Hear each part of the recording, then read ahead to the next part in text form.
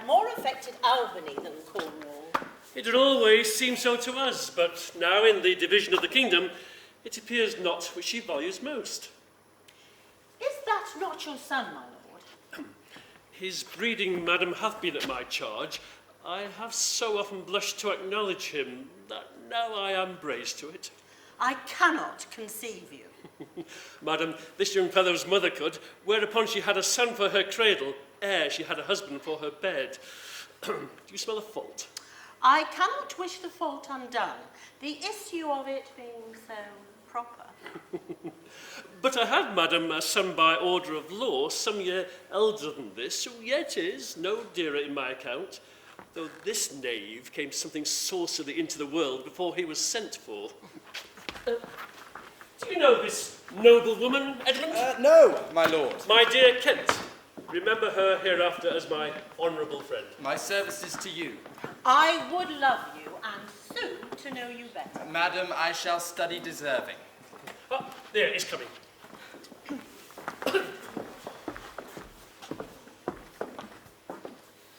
Attend to France and Burgundy, Gloucester. I shall, madam. Meantime, we shall express our darker purpose. Give me the map there. Know that we've divided into three our kingdom. 'Tis our fast intent to shake all cares and business from our age, conferring them on younger strengths, while we, unburdened, crawl toward death. Our son of Cornwall, and our no less loving daughter Albany. We have this hour a constant will to publish our daughter's several dowers, that future strife may be prevented now.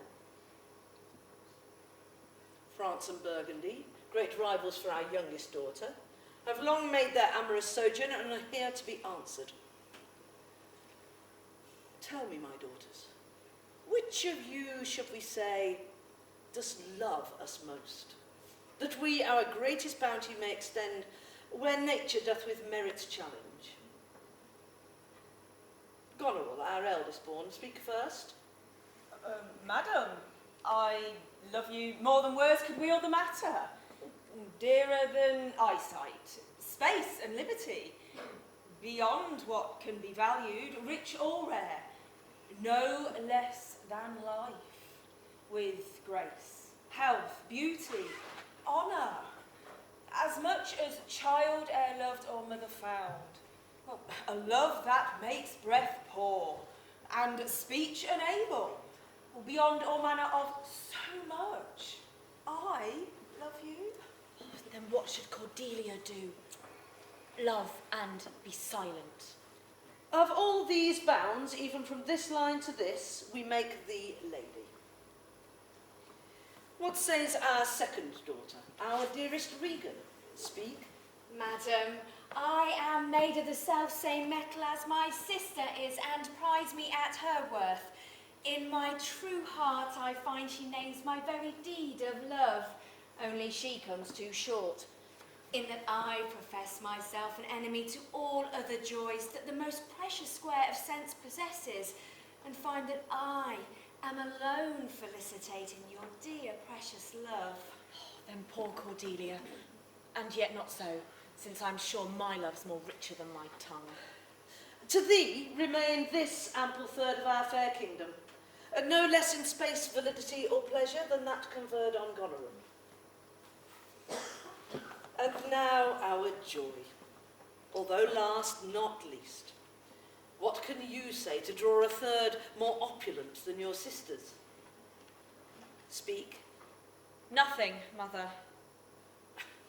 Nothing? Nothing. Well, nothing will come of nothing. Speak again. Unhappy that I am, I cannot heave my heart into my mouth. I love you according to my bond, nor more nor less. How now, Cordelia? Mend your speech a little, lest it may mar your fortunes. Good mother, you have begot me, bore me, loved me, and I return those duties back as our right fit, love you and most honour you. Why have my sisters wedded, if they say they love you all? Haply when I shall wed, that whose hand must take my plight shall carry half my love with him, half my care and duty. Sure I will never marry like my sisters to love my mother or. goes your heart with this? Aye, mother. So young, so untender. So young, mother, and true. Well, let it be so. Thy truth then be thy dower, as here I disclaim my maternal care, propinquity, and property of blood, and as a stranger to my heart and me, hold thee from this for ever. Good madam. Peace, Kent! Come not between the dragon and its wrath. I loved her most, and had thought to set mine rest on her kind nursery. Hence and avoid my sight. So be my grave my peace, as here I give her mother's heart from her. Call France, who stirs? Call Burgundy. Cornwall, Albany. My 2 daughters digest this third. Let pride, which she call plainness, marry her. I do invest you jointly with my power. Ourself, by monthly course, with reservation for several like fellows, by you to be sustained, will our abode make with you by due turns. Only we retain the name and all the additions therein, the sway, revenue and execution of the rest be yours. Lear, whom I have ever honoured, loved as my mother, as my mistress followed, as my great patron thought on in my prayers. The bow is bent and drawn, make from the shaft. Be Kent unmannerly when Lear is mad. What wilt thou do, old lady? Thinkest thou that duty shall have dread to speak, when power to flattery bows? Oh, reverse thy doom, and check this hideous rashness. My judgment, my life, my judgment. Your youngest daughter does not love thee least. On thy life, Kent, no more. My life I never held but as a pawn, to wage against thy enemies, nor feared to lose it, thy safety being the motive. Out of my sight! Oh, see better, Lear, and let me still remain the true blank of thine eye. Now, by Apollo. Now, by Apollo, Lear, thou swearest thy gods in vain. Vassal, miscreant!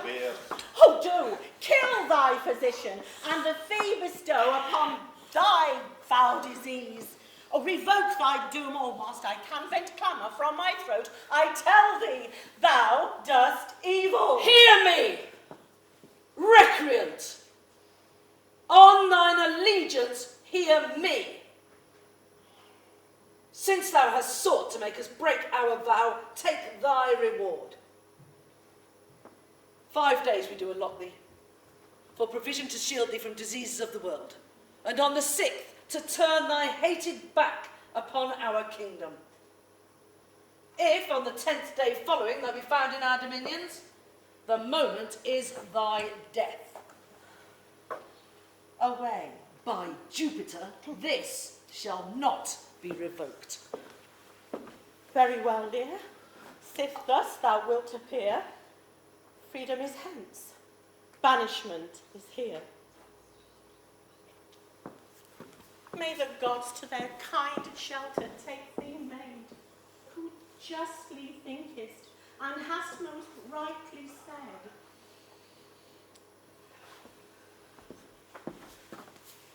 And your large speeches may your deeds approve, that good effects may spring from words of love. Thus Kent bids you all adieu. I'll shape my old course in a country new. Here's France and Burgundy. My dear Burgundy, we first addressed towards you, who is rivalled for our daughter. What in the least will you require in present dower with her, or cease your quest of love? My dear Lear, I crave no more than what you offered, nor shall you tender less. Burgundy, when she was dear to us, we did hold her so. But her price is fallen. Sir, there she stands. If aught within that little seeming substance, and no more, may fitly like your grace, she's there and she is yours. I know no answer. Will you, with the infirmities she owes, unfriended, new adopted to our hate, dowered with our curse, and strangered with our oath, Take her or leave her. Pardon me, lady, election makes up not on such conditions. Well, then leave her, sir. For you, I would not with your love make such stray as to match you where I hate.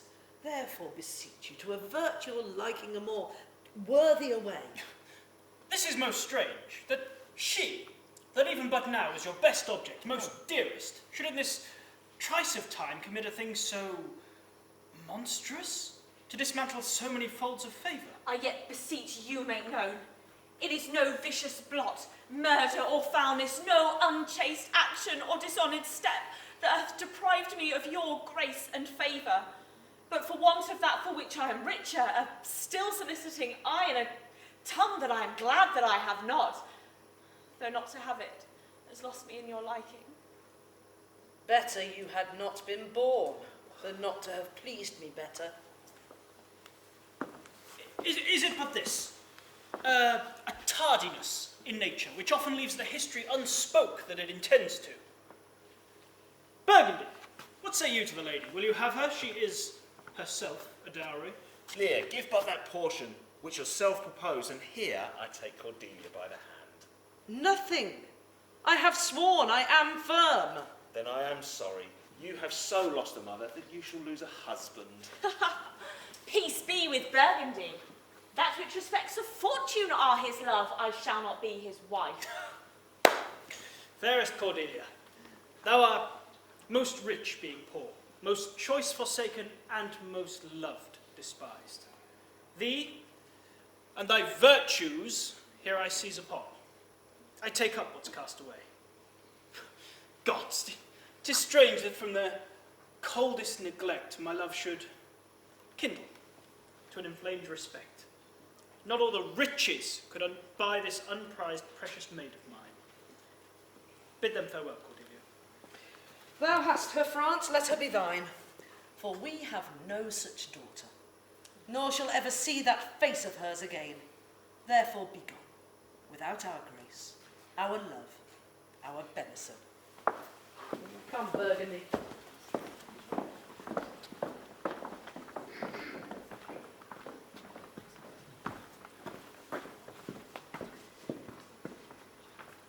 The jewels of our mother. With washed eyes Cordelia leaves you. I know what you are, and like a sister I am loath to call your faults as they are named. Use well our mother. To your professed bosoms I commit her. I would prefer her to a better place. No, prescribe not as our duties. You have obedience scanted, and well are worth the want that you have wanted. Time shall unfold what plaited cunning hides. Who cover faults at last, shame them derides. May well you prosper. Come, fair Cordelia.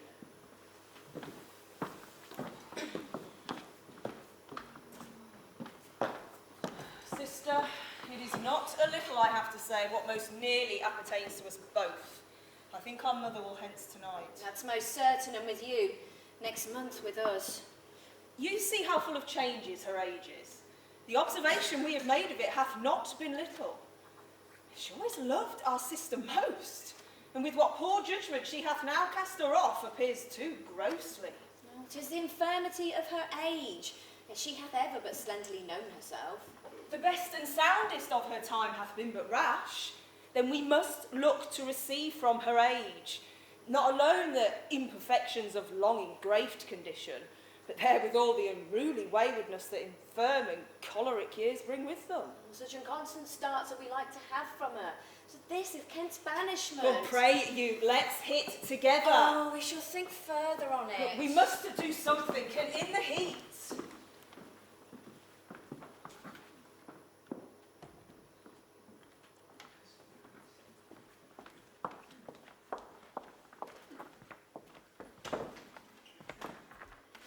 Thou, nature, art my goddess.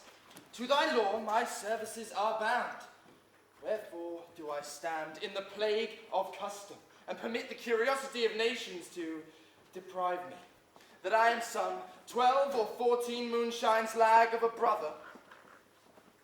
Why, bastard, wherefore base, when my dimensions are as well compact, my mind as generous, and my shape as true as honest madam's issue?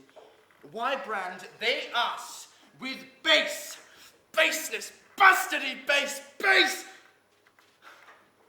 Well then, legitimate Edgar, I must have your land. Oh, but our father's love is to the bastard Edmund as to the legitimate. Fine word, legitimate. Well, my legitimate, if this letter speed and my invention thrive, Edmund the base shall top the legitimate. I grow, I prosper. Now gods, stand up for bastards. Kent, banished thus, and France in collar parted, and Lear gone, tonight, all this done upon the gad. Edmund, how now? What news? So please you none. Why so earnestly seek you to put up that letter? What paper were you reading? Nothing, my lord. No? Then what needed that terrible dispatch of it into your pocket? Let's see. I beseech you, sir, pardon me. It's a letter from my brother, not fit for your overlooking. Give me the letter, sir. I would offend either to detain or give it. I hope, for my brother's justification, he wrote this but as an essay or taste of my virtue.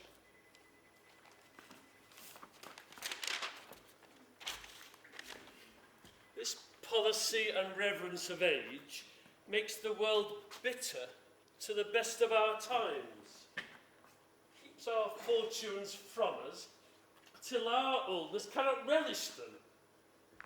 I begin to find an idle and fond bondage in the oppression of aged tyranny. Come to me. If our father would sleep till I wake him, you shall enjoy half his revenue forever, and live the beloved of your brother, Edgar. Conspiracy! Sleep till I wake him? My son, Edgar, have you a hand to write this, a heart and brain to breathe it in? When came this to you? Who brought it? Oh, well, I found it, thrown in at the casement. You know the character to be your brother's? If the matter were good, my lord, I did swear it were his, but in respect of that, I would fain think it were not. It is his! It is his hand, my lord. I just hope his heart is not in the contents. Have he never heretofore sounded you in this business? Never, my lord. But I have heard him oft maintain it to be fit, that sons at a perfect age and fathers declining, the father should be like ward to the son, and the son manage his revenue. Oh, the villain! Villain! His very opinion in the letter! Abhorred villain! Where is he? I do not well know, my lord. Suspend your indignation till you can derive from him a better testimony of his intent. If you violently proceed against him, mistaking his purpose, it makes great gaps in your own honour and shakes into pieces the heart of his obedience. I dare pawn down my life for him that he hath wrote this to feel my affection to your honour, and to no further pretence of danger. Oh, think you so? If you judge it meet, I will place you where you shall hear us confer of this, and that without any further delay than this very evening. Cannot be such a monster. Heaven and earth. Edmund, seek him out. Wind me into him, I pray you. Frame the business after your own wisdom. I will seek him, sir. These late eclipses in the sun and moon portend no good to us. Though the wisdom of nature can reason it thus and thus, yet nature finds itself scourged by the secret effects. Love cools, friendship falls out, brothers divide. In cities, mutinies, in countries, discord, treason. And the bond cracked twixt son and father. This villain of mine comes under that prediction. Find out this villain, Edmund. It shall lose thee nothing. Oh, the noble and true-hearted Kent banished. Her offence, honesty. 'Tis strange.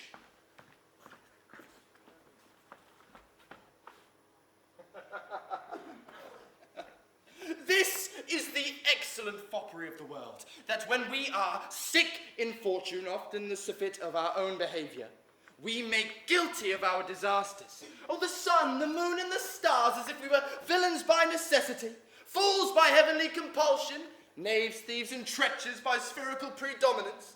Well, my nativity was under Ursa Major, so that it follows I am rough and lecherous. I would have been that I am, had the maidenliest star in the firmament twinkled on my bastardizing. Edgar! And now he comes like the catastrophe of the old comedy. Edgar! How now, Brother Edmund? Come.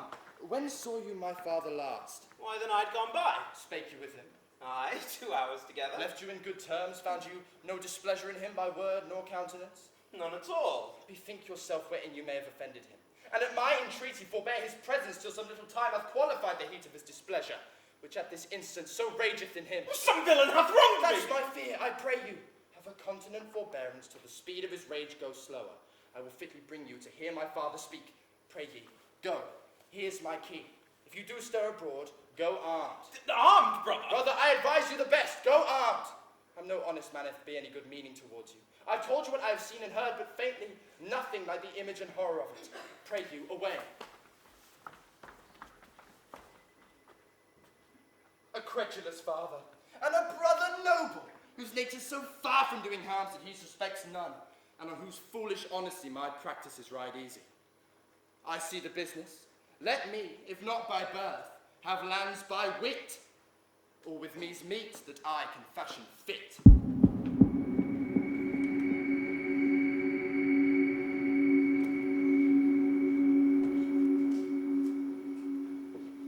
And did my mother strike my gentleman for chiding of her fall? Yes, madam. By day and night she wrongs me. Every hour she flashes into one gross crime or other that sets us all at odds. I'll not endure it. I will not speak with her. Say I am sick. If you come slack of former services, you shall do well. The fault of it, I'll answer. She's coming, madam, I hear her. Well, put on what weary negligence you please, you and your fellows. I'd have it come to question. She dislike it? Well, let it to our sister, whose mind and mine I know in that are one. Not to be overruled. Now, by my life, old fools are babes again, and must be used with checks as flatteries when they are seen abused. Remember what I tell you. Well, madam.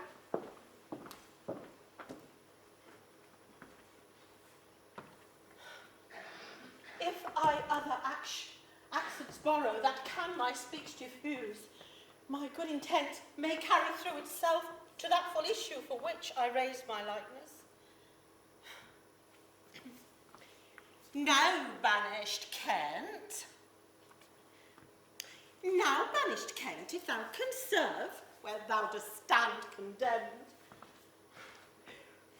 so may it come, thy mistress, whom thou lovest, shall find you full of labours. Oh, no. Let me not stay a jot for dinner. Go get it ready. How now? What art thou? Oh, woman, madam, Kira. And what dost thou profess? What wouldst thou with us? Well, I do profess to be no less than I seem, to serve them truly who will put me in trust, to love them that is honest, and to converse with them that is wise, and says little. I'm a very honest-hearted woman. What wouldst thou? Service? Who wouldst thou serve? You. Dost thou know me? No, madam, but you have that in your countenance which I would fain call mistress. Ah, what's that? Authority. Oh. What services canst thou do? I can keep honest counsel, deliver a plain speech bluntly, that which ordinary people are fit for I am qualified in, and the best of me is diligence. Ah. Follow me. You shall serve me. If I like thee no worse after dinner, I'll not part with thee yet. Dinner! Oh, dinner! Where's my knave, my fool? Ah, you! Where's my daughter? So please you. What says the girl there? Call the clock! Oh, back! Oh, where's my fool? Oh, I think the world's asleep. How now? Where's that mongrel? She says, madam, your daughter is not well. Well, why came not the slave back to me when I called her? Madam, she answered me in the roundest manner. She would not. She would not. I I know not what the matter is, but to my judgment, you are not entertained with that ceremonious affection as you were wont. There's a great abatement in kindness in the general dependence, in Albany herself and your daughter. Sayest thou so? Pardon me, madam, I cannot be silent when I think you wronged. Well, I had perceived a most faint neglect of late, which I'd rather blamed on my own jealous curiosity than any very pretence or purpose of unkindness. But where's my fool? Since my young lady is going into France, madam, the fool hath much pined away. No more of that. I have noted it well. Go you, and tell my daughter I would speak with her. And call my fool hither. You, girl, come hither. Who am I? My lady's mother. My lady's mother? My lord's knave? You horse and dog, you slave, you cur! I'm none of these, madam. I beseech your pardon. Do you bandy words with me? I'll not be struck, madam. No tricks neither, you base player. Come on, girl, arise, away. I'll teach you differences. Away, away. If you will measure your lover's length again, tarry, but away! Oh, now, my friendly knave. Well, I thank thee. There's earnest of thy service. Oh, let me hire her too. Here's my fool's cap. How now, my pretty girl, how dost thou? Madam, you'd best take my cap. Why, fool? Why, for taking one's part that's out of favour. There's my cap. Why, this lady's banished two an's daughters and done the third a blessing against their will. If thou followest her, you need wear my cap. How now? Would I had two caps and two daughters? Why, my girl? Well, if I gave them all my living, I'd keep my caps myself. Here's mine. Beg another of thy daughters. Take heed, my girl, the whip. Oh, truth's a dog that must to kennel, she must be whipped out, while Lady the Brat stands by the fire and stinks. Pestilent gall to me. Can you make no use of nothing, Nan? No, my girl, nothing can be made out of nothing. Prithee, tell her so much the rent of her land comes to. She'll not believe a fool. A bitter fool. Dost thou know the difference, my lass, between a sweet fool and a bitter fool? No, my girl, teach me. That lord that counselled thee to give away thy lands, come place him here by me. Do thou for him stand. The sweet and bitter fool will presently appear, the one in motley here, the other found out. There. Do you call me a fool, lady? Well, all the other titles thou hast given away, that thou wast born with. This is not altogether fool, man, lady. Thou madest thy daughters thy mothers, gavest them the rod, but putst down thine own breeches. Prithee, Nan, keep a schoolmaster that can teach thy fool to lie. I'd fain learn to lie. You lie, girl, we'll have you whipped. I marvel at what king thou and thy daughters are. They'll have me whipped for speaking truth, thou'lt have me whipped for lying. And sometimes I'm whipped for holding my peace. Oh. I'd rather be any kind of thing than a fool. And yet, I wouldn't be thee, Nan. Thou hast pared thy wit at both sides and left nothing in the middle. Whoop! Here comes one of the pairings. How now, daughter? Oh, what makes that frontlet on? Methinks you are too much of late in the frown. Thou wast a pretty lass when thou hast no need to care for her frowning. I am better than thou art now, Nan. I am a fool. Thou art nothing. Oh, forsooth, I'll hold my tongue, or so your face bids me, though you say nothing, mum. That's a shield peacock. Not only, madam, this your all-licensed fool, but other of your insolent retinue do hourly carp and quarrel. Madam, I had thought, by making this well known unto you, to have found a safe redress, but now grow fearful, by what yourself too late have spoken done, that you protect this course, and put it on by your allowance, which if you should, the fault would not scape censure. For you know, Nan, the hedge sparrow fed the cuckoo for so long it had its head bit off by the young. Are you our daughter? Oh, come, madam. I would have you make use of that good wisdom, whereof I know you are fraught, and put away these dispositions that of late transform you from what you rightly are. May not an ass know when the cart draws the horse? Does any here know me? This is not Lear. Does Lear speak thus, walk thus? Where are her eyes? Who is it who can tell me who I am? Lear's shadow. I would learn that, for by the marks of knowledge and reason, I'd false been persuaded I had daughters. Which they will make an obedient mother. Thy name, fair gentlewoman? Well, this admiration, madam, is much of the savour of others of your new pranks. Understand, my purposes are right. As you are old and reverend, you should be wise. That this is our home. For instant remedy, be desired to be such a woman as may besort your age. Darkness and devils! Degenerate bastard! I'll not trouble thee, yet have I left a daughter. You strike my people! Oh, woe that too late repents. Oh, are you come, madam? Is it your will? Speak, madam. Detested ingratitude, thou marble-hearted fiend. More hideous when thou showest it in a child than the sea monster. Pray, madam, be patient. Detested kite, thou liest. Oh, my small fault. How ugly when thou didst in Cordelia show, that like an engine wrenched my frame of nature from this fixed place, drew from heart all love and added to the gall. Oh, Lear, Lear, Lear, beat at the gate that let this folly in and your dear judgment out. Madam, I am guiltless as I am ignorant to what hath moved you. I'm sure you are, madam. Hear me, nature. Dear goddess, hear me. Suspend thy purpose, if thou dost intend to make this creature fruitful. Into her womb convey sterility, dry up in her the organs of increase, and from her derogate body never spring a babe to honour her. If she must teem, create the child of spleen, that it may be a thwart, disnatured torment to her.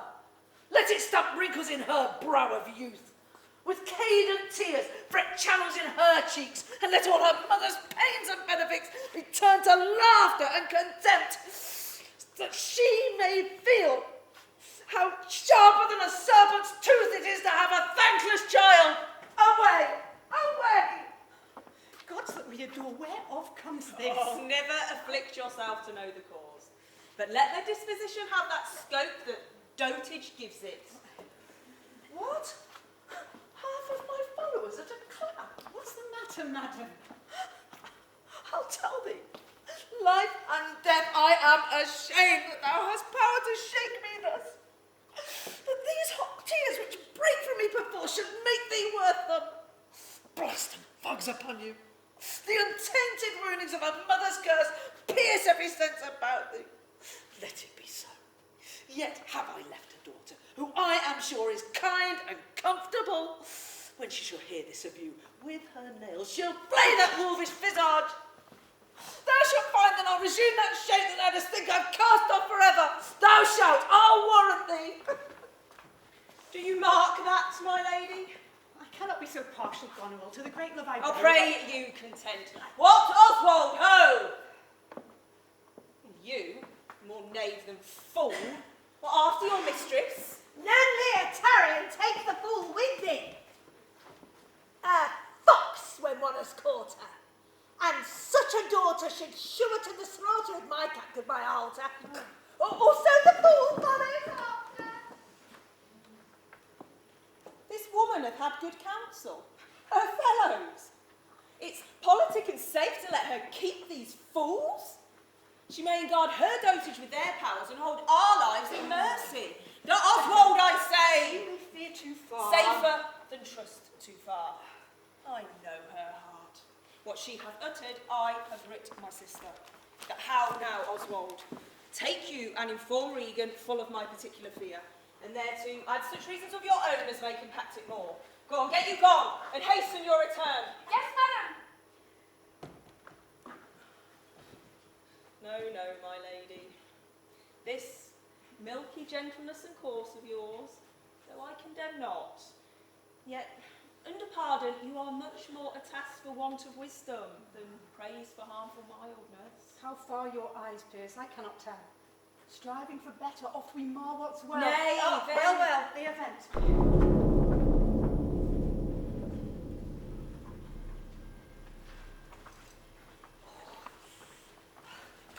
Go you before to Gloucester with this letter. Acquaint my daughter no further with anything you know than comes out of her demand from the letter. Mistress, shalt see if thy other daughter will use thee kindly. For though she's as like this as a crab is to an apple, I can tell what I can tell. What can you tell, my girl? She'll taste as like this as a crab does to a crab. Canst tell why one's nose stands in the middle of one's face? No. But to keep one's eyes either side's nose. What a man cannot smell out, he may spy into. Oh, I did her wrong. Canst tell how an oyster makes his shell? No. Nor I neither. But I can tell why a snail has a house. Why? What to put her head in, not give it away to her daughters and leave its horns without a case. I will forget my nature, so kind a mother. The reason why 7 stars are no more than 7 is a pretty reason. Because they are not 8. Yes, indeed, thou wouldst make a good fool. Monster ingratitude. But if thou wert my fool, Nan, I'd have thee beaten for being old before thy time. Why's that? Thou shouldst not have been old until thou hadst been wise. Oh, let me not be mad. Not mad, sweet heavens. Keep me in temper, I would not be mad.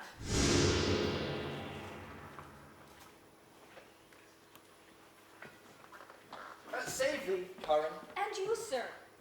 I have been with your father, and Cornwall and Regan will be here with him this night. And how comes that? Nay, I know not. You have heard of the news abroad. I mean the whispered ones. Not, I pray you. What are they? Have you heard of no likely war twixt Cornwall and Albany? Not a word. You may do then in time, sir. Fare you well. Cornwall, here tonight. The better. Best! This works itself perforce into my business. My father hath set guard to take my brother. A word, brother, I say. Oh, sir, fly this place. Intelligence is given where you are hid. You have now the good advantage of the night. Have you not spoken against Cornwall? He's coming hither now, in the night, in the haste, and Regan with him. Have you nothing said on their party against Albany? Advise yourself. I am sure on it, not a word. I hear my father coming. Pardon me. In cunning, I must draw upon you. Draw seems to defend yourself. Now quit you well. Yield and come before my father. Light, ho, here. Fly, brother. Torches, torches. So farewell. Some blood drawn on me would beget opinion. God, my more fierce endeavours. I've seen drunkards do more than this in sport. Gah! Oh, father, stop! Help! Now, Edmund, where's the villain? Here stood he in the dark, his knife out. But where is he? Look, sir, I bleed. Edmund, where is the villain? Fled this way, sir. Pursue But where him! did he come? Go after. By no means what? Persuade me to the murder of you. Seeing how loathly opposite I stood to his unnatural purpose, he charges home my unprovided body. Lance mine arm! But when he saw my best alarmed spirits, bold in the quarrel's right, roused to the encounter, or whether gasted by the noise I made, full suddenly he fled. Oh, let him fly far. Not in this land shall he remain uncaught. I will proclaim it, that he that finds him shall deserve our thanks, bringing the murderous coward to the stake. He that conceals him, death. When I dissuaded him from his intent, and found him plight to do it, with cursed speech I threatened to discover him, and he replied, "Thou unpossessing bastard! Dost thou think if I would stand against thee, would the reposal of any trust, virtue, or worth in thee make thy words faith?" Oh, strong and fastened villain, would he deny his letter? The villain shall not escape. loyal and natural boy. I'll work the means to make thee capable. How now, noble Frank? I have heard strange news. Oh, madam, my old heart, 'tis cracked. What did my mother's godson seek your life? He whom my mother named your Edgar? Oh, lady, shame would have it hid. Or was he not companion with the riotous fellows that tend upon my mother? I know not, madam, 'tis too bad. Yes, madam, he was of that consort. Well, no marvel then, though he were ill-affected. I have from this evening from my sister been well informed of them. Edmund, I hear that you've shown your father a childlike office. It was my duty, sir. He received this hurt, you see, striving to apprehend him. Is he pursued? Aye. If he be taken, he shall never more be feared of doing harm. For you, Edmund, whose virtue and obedience doth this instant so much commend itself, you we shall much need.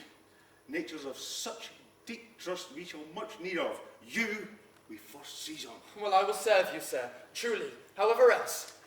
For him, I thank your grace. Oh, you know not why we came to visit you here today. Occasions, noble Gloucester, of some poise, wherein we must have use of your advice. Our mother, she hath writ, so hath our sister, of differences, which I least thought it fit to answer from our home.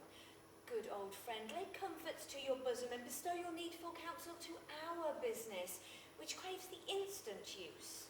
I serve you, madam.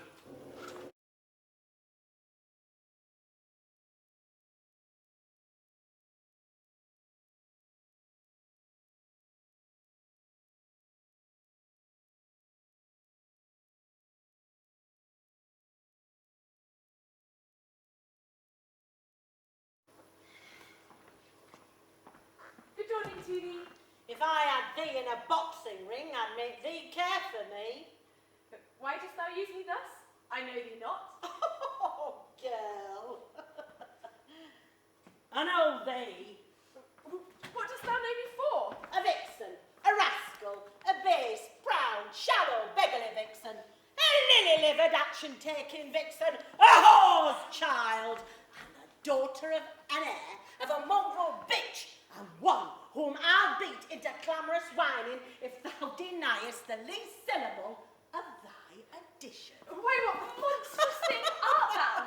Thus to rail on one that is neither known of thee nor knows thee. Deny thou knowest me?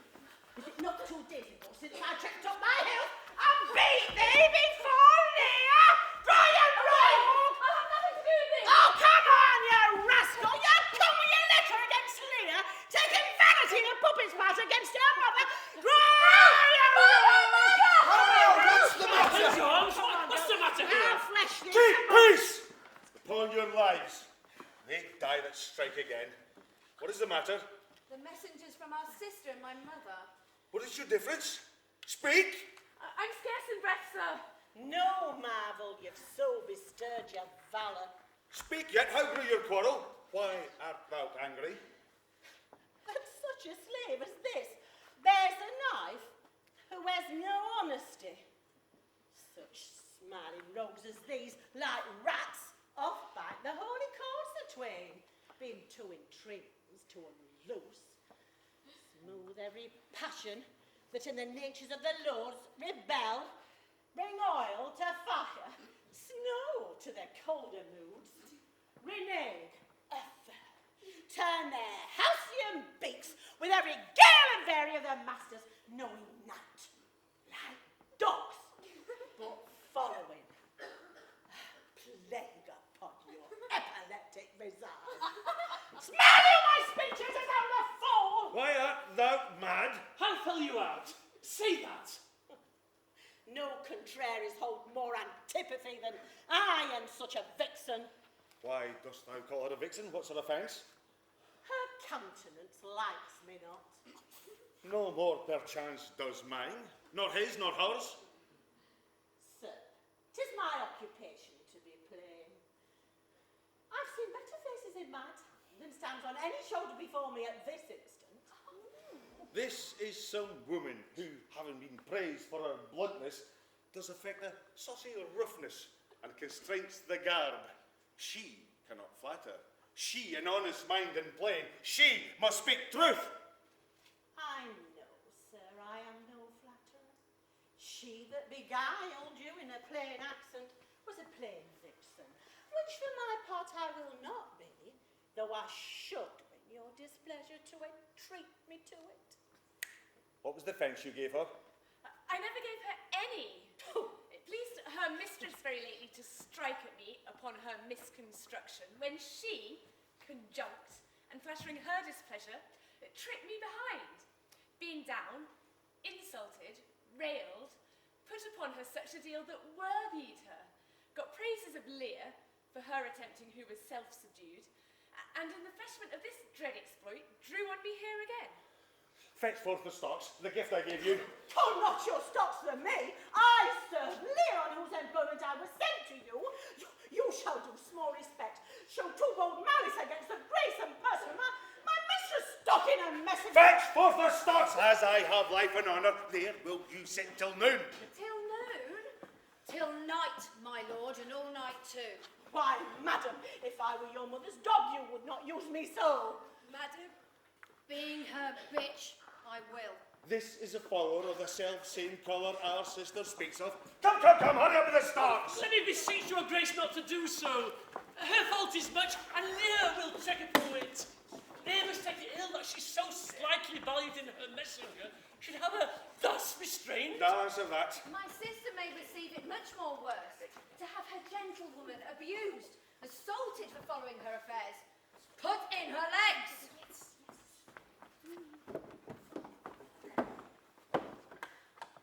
Come, my good lord, away.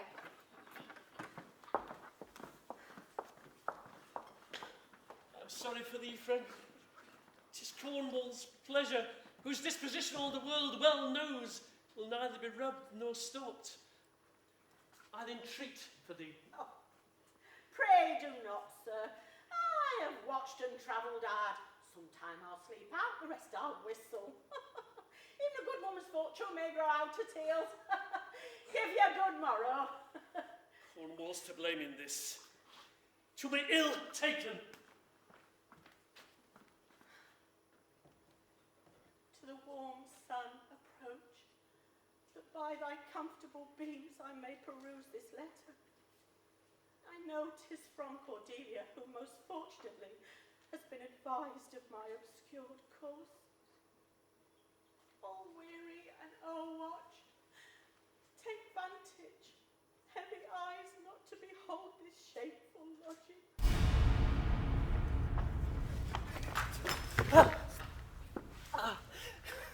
I heard myself proclaimed, and by the happy hollow of a tree escaped the hunt.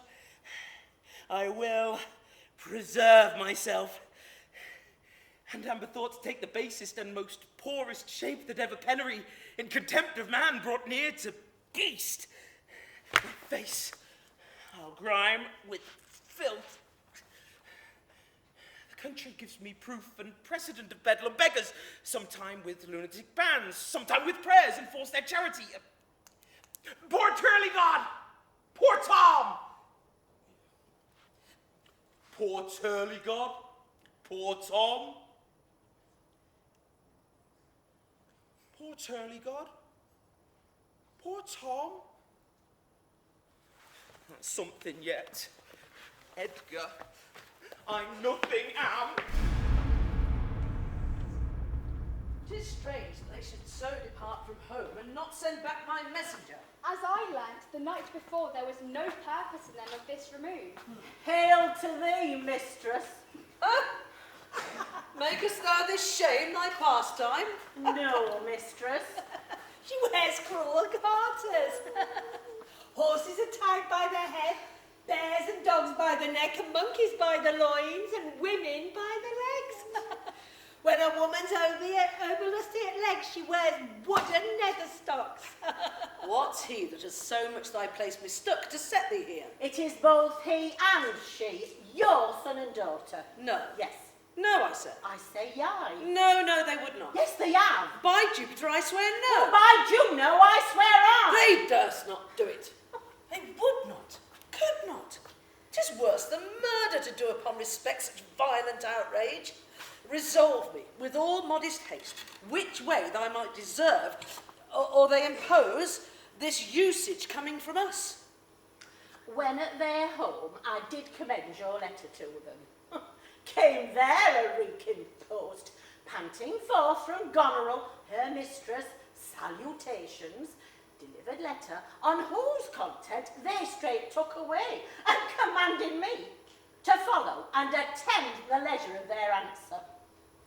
Gave me cold looks, and on meeting the other messenger here, whose welcome I perceived had poisoned mine, being the very vixen that of late displayed so saucily against you, having more woman about me than wit, drew. Oh, she raised the house with her loud and coward cries. Your son and daughter thought this trespass worth the shame that here it suffers. Mothers that wear rags do make their children blind, but mothers that bear bags shall see their children kind. Fortune, that arrant whore, ne'er turns the key for the poor. But for all that, thou shalt have as many dollars from thy daughters as thou canst tell in a year. How this mother swells up towards my heart. Where is this daughter? Here with Sir Gloucester, here within. Oh, follow me not, stay there.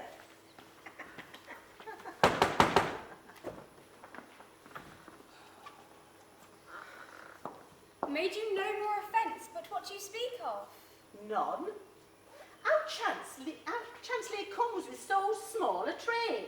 And hadst thou been set in the stocks for that question, thou hast well deserved it. Prideful. That lady that serves and seeks for gain and follows but for form, shall pack when it begins to rain and leave thee in the storm.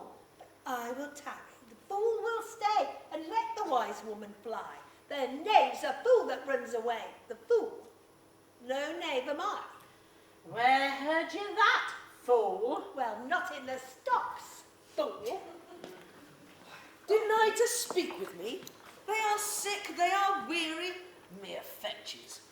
The images of revolt and flying off. Fetch me a better answer. My dear lady, you know the fiery quality of Cornwall, how unremovable and fixed he is in his own course. Lear would speak with Cornwall. The dear mother would with her daughter speak, command her services. Are they informed of this? My breath and blood. Fiery Cornwall, tell him that... No, but not yet. Maybe he is not well. Infirmity does still neglect all office whereto our health is bound. We are not ourselves when nature, being oppressed, demands the mind to suffer with the body. I'll forbear, and am fallen out with my more headier wills to take the indisposed and sickly fit for the sound man. But wherefore should she sit here? Now, go tell them both I will speak with them. Now, presently. Bid them come forth and hear me, or at their chamber door I'll beat the drum till it cries sleep to death. I would have all will betwixt you. Oh, me, my heart, my rising heart. Cry to it, Nan, cry to it. Ooh. Hail to you, madam. Good morrow to you both. I'm glad to see you, madam. Regan, I think you are. Oh, are you free? Some other time for that. Beloved Regan, thy sister's naught. Oh, Regan, she'll tied sharp-tooth and kindness like a vulture here. I can scarce speak to thee. Thou would not believe with what depraved equality. Oh, Regan, Madam, take patience. I do have hope you less know how to value her desert than she to scant her duty. Say, how's that? I cannot think my sister in the least would fail her obligation. My curse is on her. Oh, mother, you are old. Nature in you stands on the very verge of her confine. You should be ruled and led by some discretion that discerns your state better than you yourself. Therefore, I pray you, return to my sister. Say you have wronged her, madam. Ask her forgiveness. Do you but mark how this becomes the house? Dear daughter, I confess, I am old. Age is unnecessary. On my knees, I beg that you'll vouchsafe me raiment, bed and food. Oh, good madam, no more. These are unsightly tricks. Return you to my sister. No, Regan. She hath abated me of half my train, looked black upon me, struck me with her tongue most serpent-like, here, unto the very heart. All the stored vengeance of heaven fall on her ungrateful top.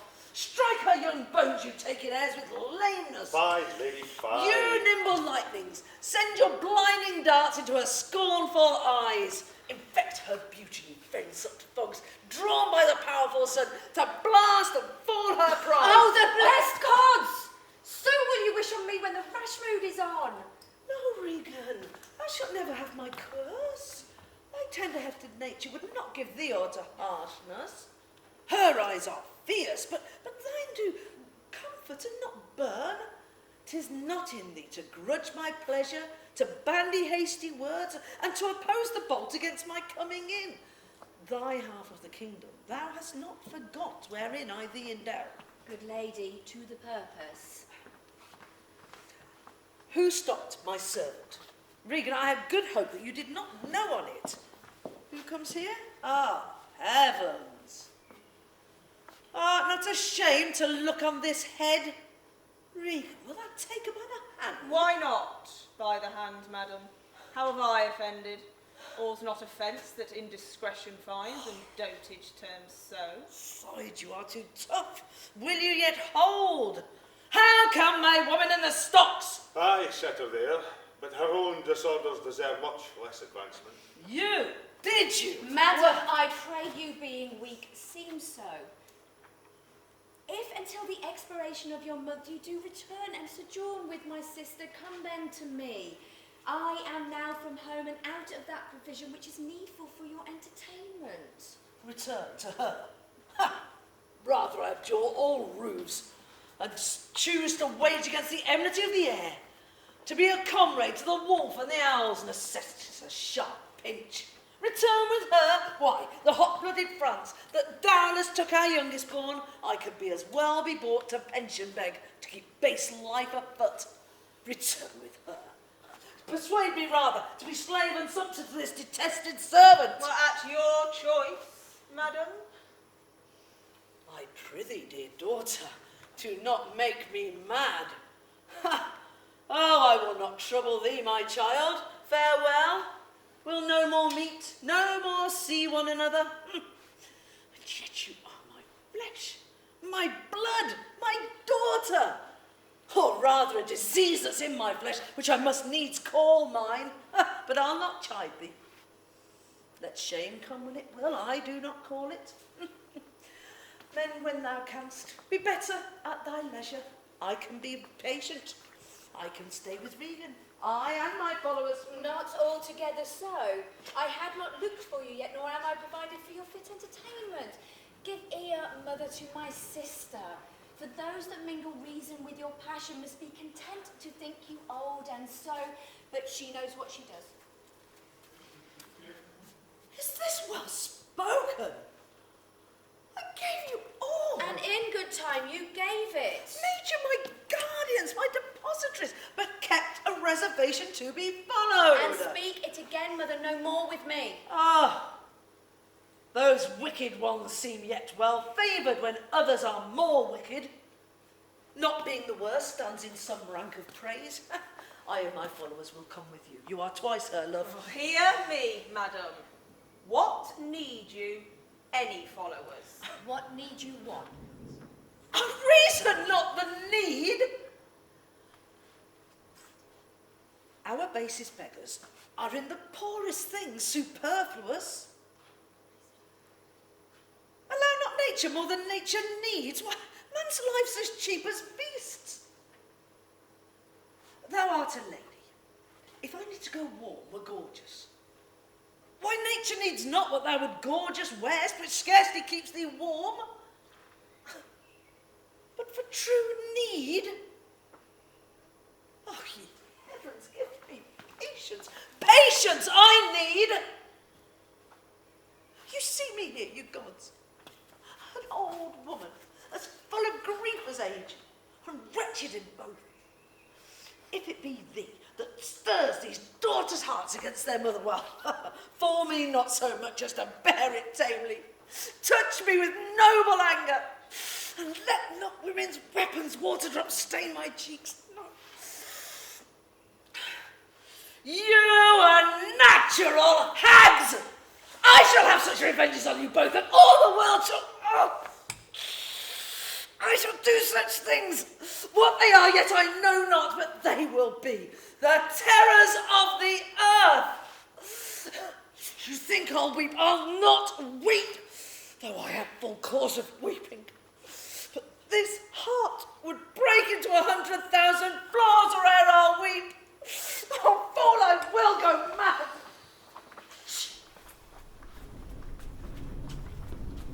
Let us withdraw, 'twill be a storm.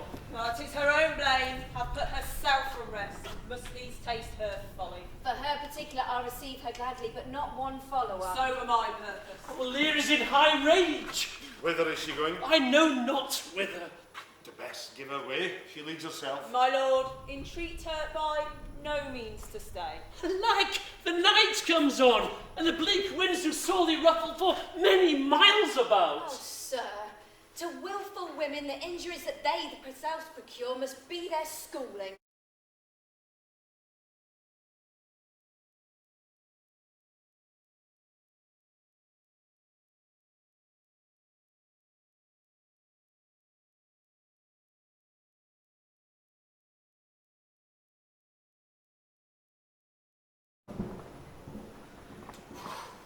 Who's there besides foul weather? One-minded like the weather, most unquietly.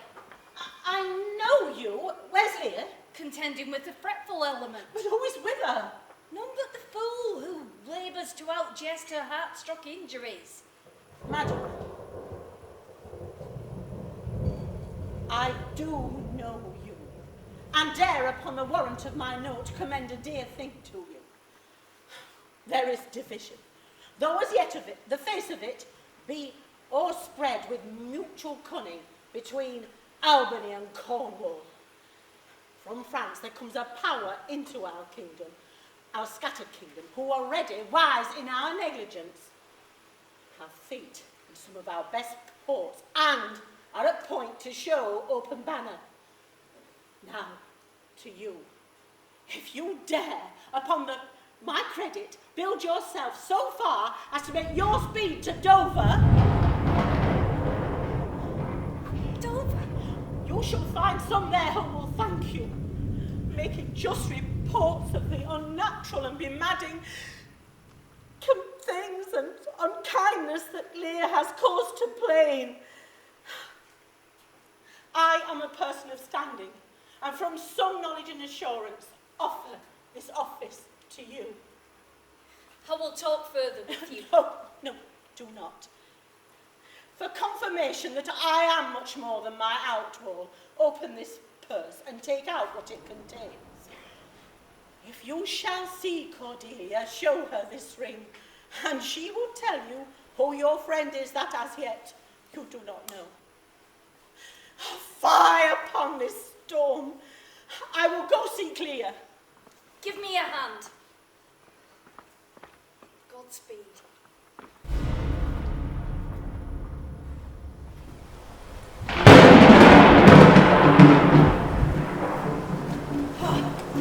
Blow, winds, crack your cheeks, rage, blow, thou cataracts and hurricanos.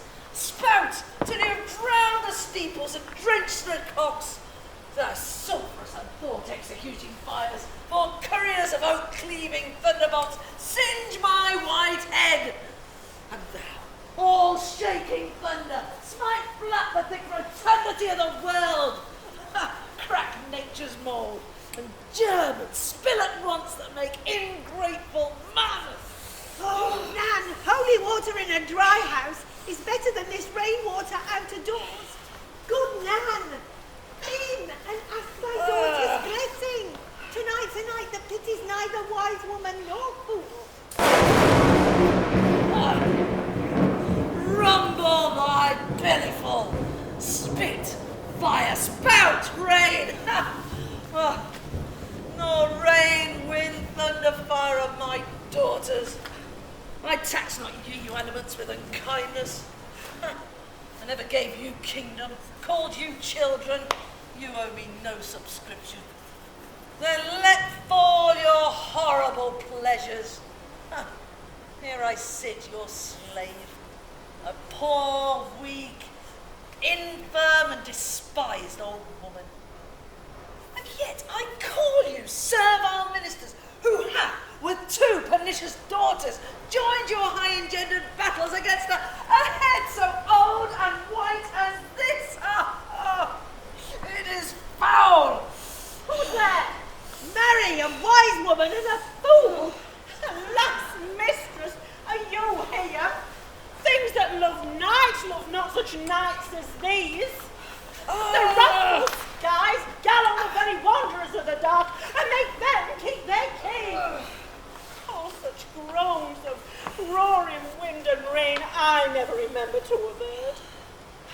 Man's nature cannot carry the affliction, nor the fear.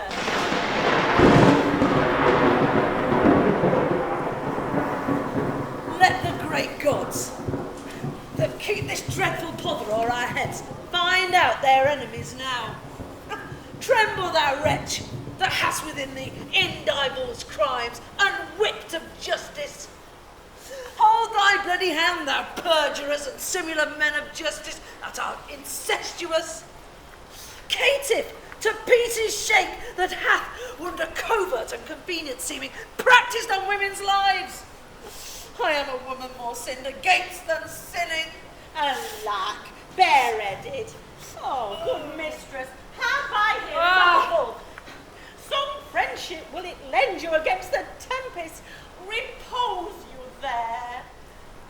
Well, add to this hard house, more harder than the stones whereof 'tis raised, where even but now, demanding after you, denied me to come in. I'll return and force their scanty courtesy.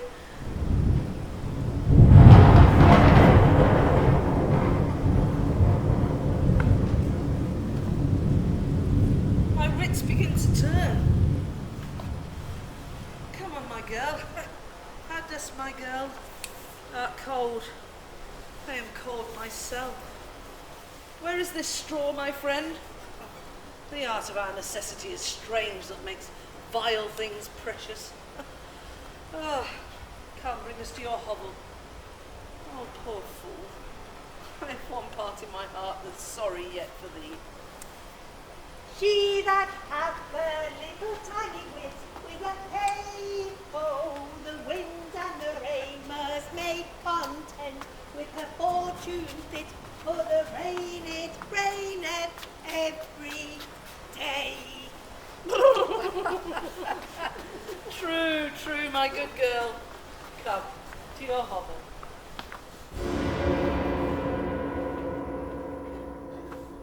Alack, alack, Edmund, I like not this unnatural dealing. When I desired their leave that I might pity her, they took from me the use of mine own house, charged me on pain of their perpetual displeasure, now to speak of her, entreat for her, nor in any way sustain her. Most savage and unnatural. Go to, say nothing. There's a division between Albany and Cornwall, and a worse matter than that, 'tis dangerous to be spoken. These injuries Lear now bears will be revenged home. There's part of her power already fluttered. I will seek Lear and privily relieve her. Go you and maintain talk with Cornwall, that my charity be not of him perceived. If he asks for me, I am ill and gone to bed. Though I die for it, as no less is threatened me, Lear, my old mistress, must be relieved. There is some strange thing toward, Edmund. Pray you, be careful. This courtesy forbid thee. Shall Cornwall instantly know? This seems a fair deserving, and must draw me the which my father loses no less than all. The younger rises when the old doth fall.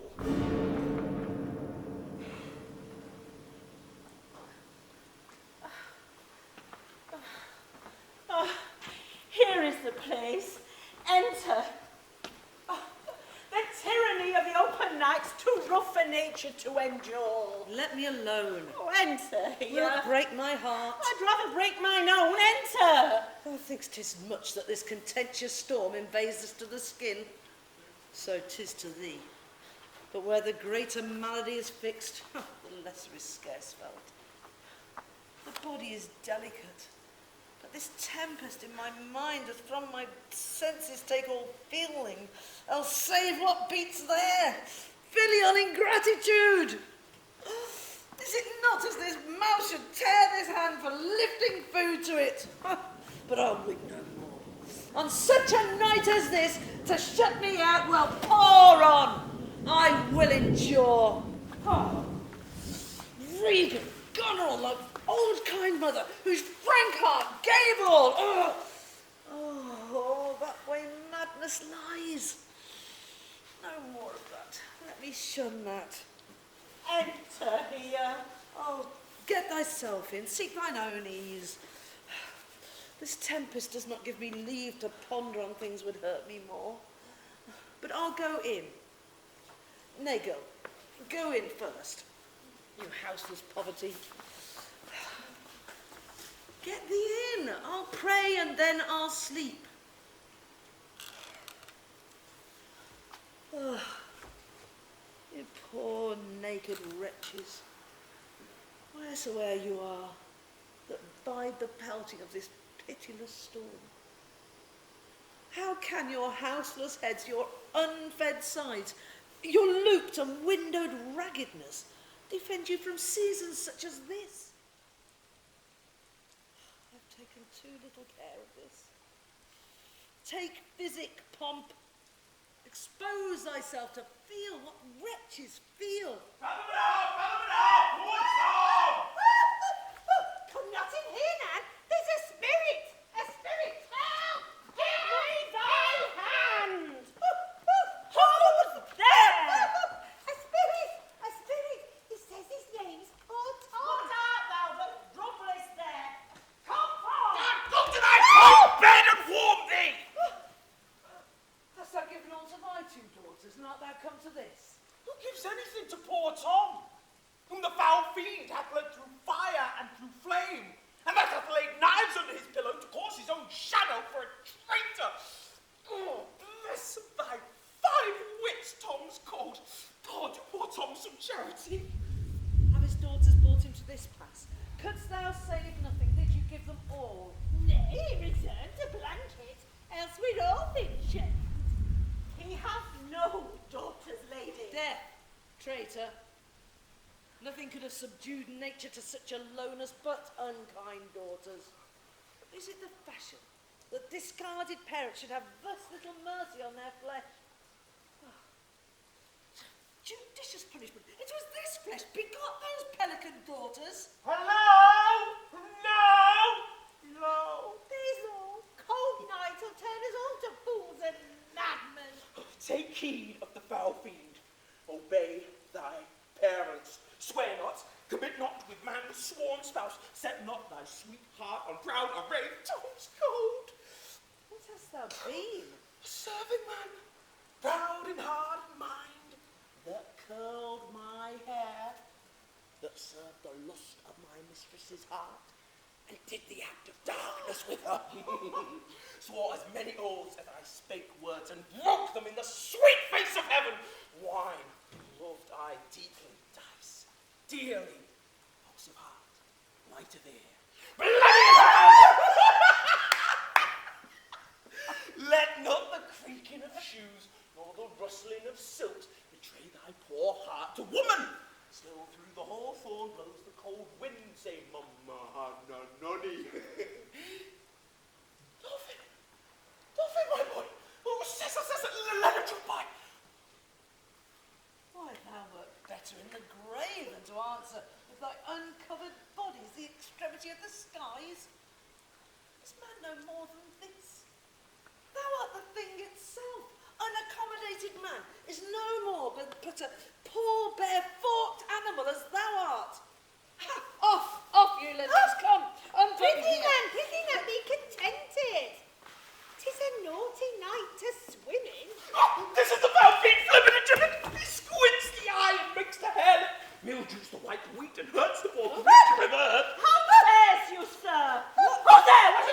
What are you there?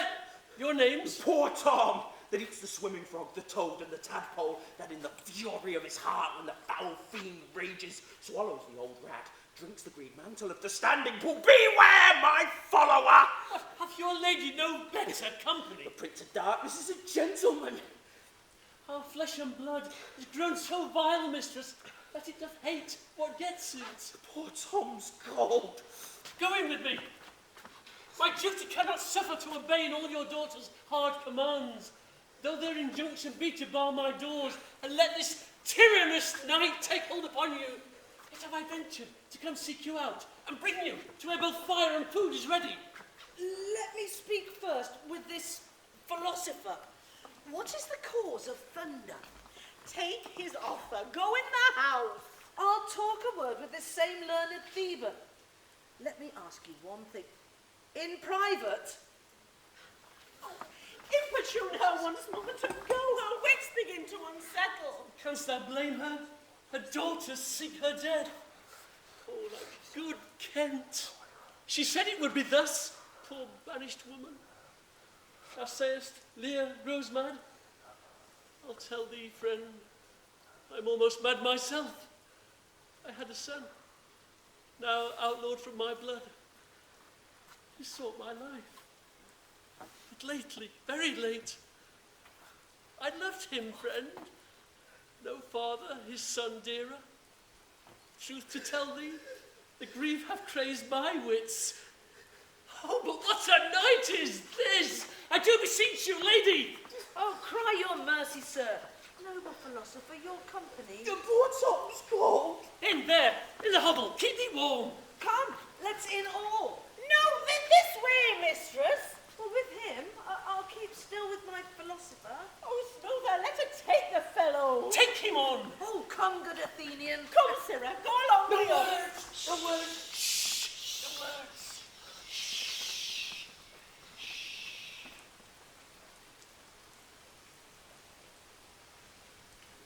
Child Rowland to the dark tower came. His word was still. Fie, foe and fun. I smell the blood of a British man!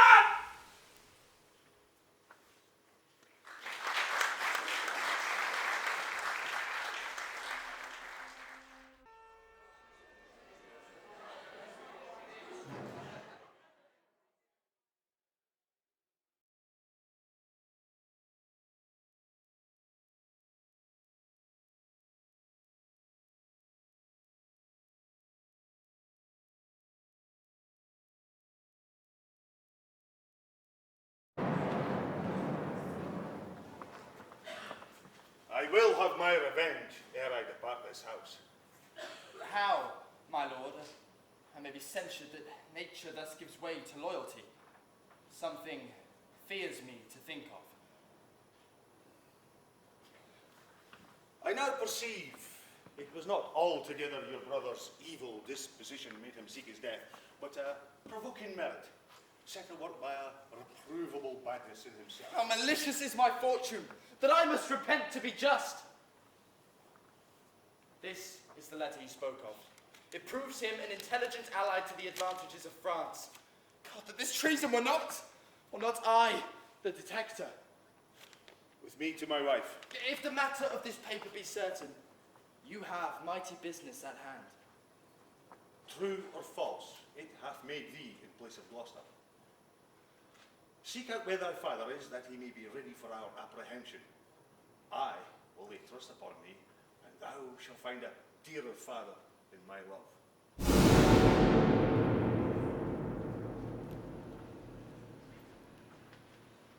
Here is better than the open air. Take it thankfully.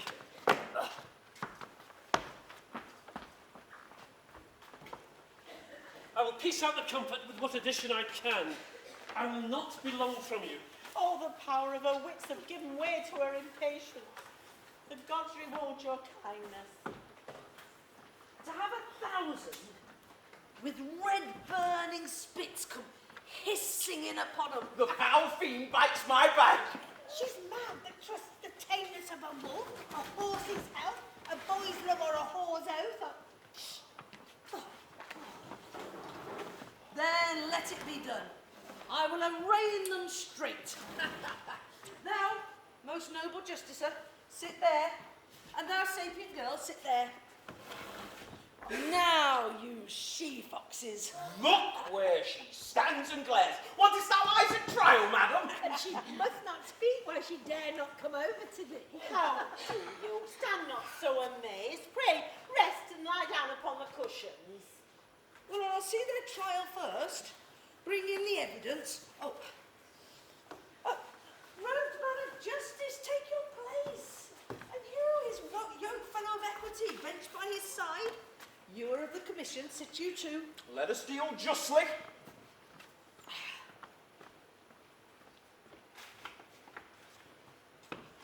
Arraign her first. 'Tis Goneril. I here take my oath before this honourable assembly. She kicked her poor mother. Come hither, mistress. Is your name Goneril? She cannot deny it. Cry you mercy. I took you for a stick puppet. Here's another whose warped looks proclaim what store her heart is made on. Stop her there! Arms, arms, fire, sword! Corruption in the place.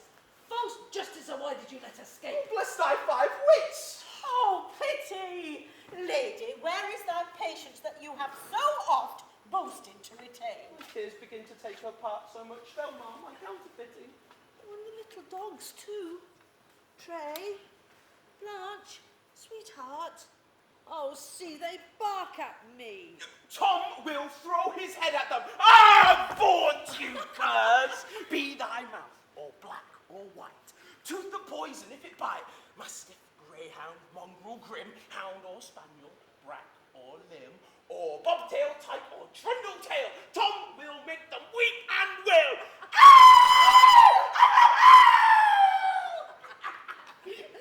Then let them anatomise Regan. See what breeds about her heart. Is there any cause in nature that makes these hard hearts? You, sir, I entertain for one of my followers. Only I do not like the fashion of your garments. Now, you may say they are Persian attire, but let them be changed. Now, good mistress, lie down and rest a while. Make no noise. Make no noise. Oh, draw the curtains. Yes, mistress. So. Oh, we go to supper in the morning.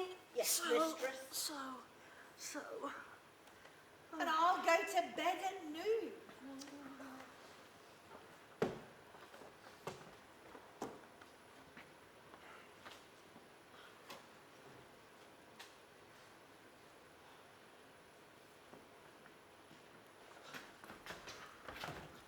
Come hither, friend. Where's Lear? Oh, she's here to disturb her, not her wits are gone. Good friend, I've overheard a plot of death upon her. Take up thy mistress.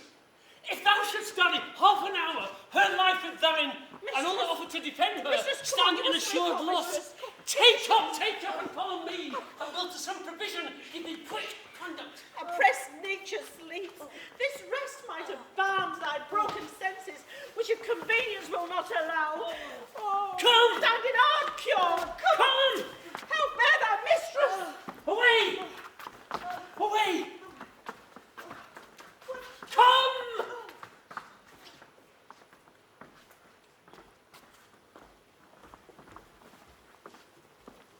When we our betters see bearing our woes, we scarcely think our miseries our foes. Those who suffer most in the mind, leaving free things and happy shows behind.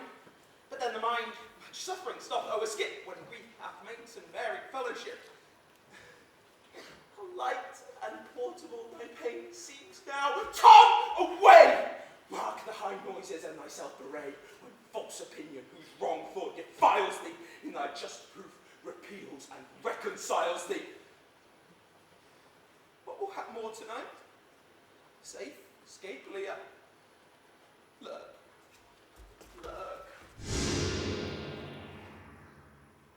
Post speedily, Talbury. France is landed. Go seek the villain Gloucester. Hang him instantly. Look out his eyes. Leave him to my displeasure. Edmund, keep you our sister's company. The revenges we are bound to take upon your traitorous father are not fit for your beholding. Our post shall be swift and intelligent betwixt us. Farewell, dear sister. Farewell, my lord of Gloucester. How now, who's there? Gloucester hath conveyed Lear hence. Some of her followers, along with some other of Gloucester's dependents, are gone with her, where they boast to have well-armed friends. Well, farewell, sweet lord, sister. Farewell, Edmund. Go seek the traitor Gloucester. Pinion him like a thief. Bring him before us. Though well we may not pass upon his life without the form of justice, yet our power shall be a courtesy to our wrath, which men may blame, but not control. Is there the traitor? Ungrateful fox, 'tis he.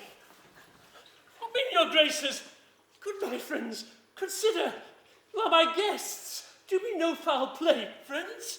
Bind him, I say. Oh, filthy traitor. A merciful lady as you are, I nod. Villain, I am your host. With robber's hands my hospitable favours you should not ruffle thus.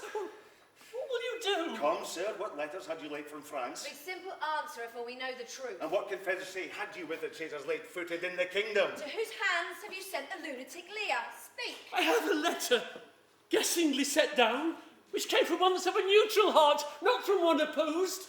Cunning. And false. Where hast thou sent Lear? To safety. Wherefore to safety? Was thou not Wherefore to safety? Let him first answer that. I'm tied to the stake and must stand the course. Wherefore to safety, sir? Because I would not see thy cruel nails pluck out her poor old eyes, nor thy fierce sister in her anointed flesh stick boorish fangs. Yet, poor old heart, she holp the heavens to reign.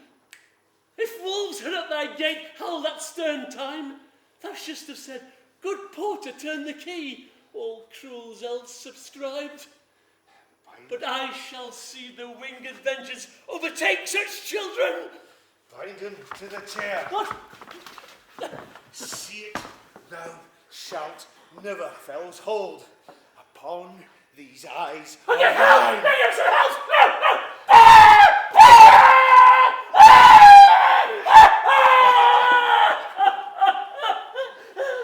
One side will mock another, the other too. If you see vengeance, Hold your hand, my lord. I have served you ever since I was a child, but better service have I never done you than life to bid you hold. I know you. villain!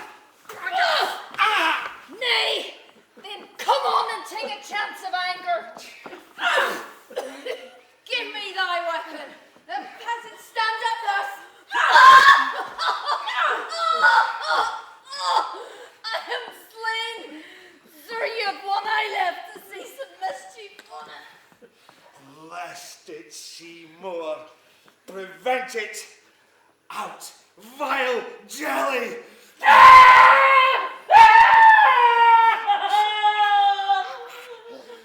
Where is thy luster now? All dark and comfortless. Oh, where's thy son Edmund? Oh, Edmund, they kindle all the sparks of nature to quit this horrid act. Oh, out, treacherous villain. Thou callst on him that hates thee. It was he that made the overtures of thy treasons to us, who is too good to pity thee. Oh, my follies. Then Edgar was abused. Oh, kind gods, forgive me that and prosper him. Oh, go thrust him out of gate and let him smell his way. How is it, my lord? How look you? I have received a hurt. Follow me, lady. And turn out that eyeless villain. Throw the slave on the dunghill. There, I bleed apace. Untimely comes this hut. Give me your arm.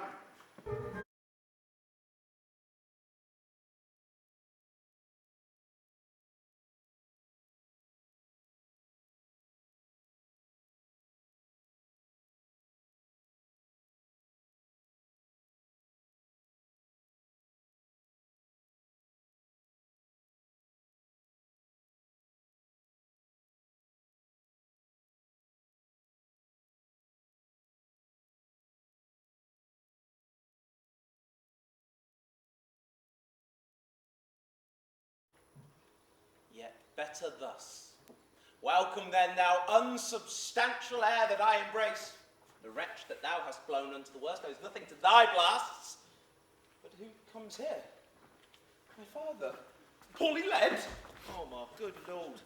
Our family have been your tenants and your father's tenants these 80 years. Away, get thee away, good friend, begone. Thy comforts can do me no good at all. For thee, they may hurt.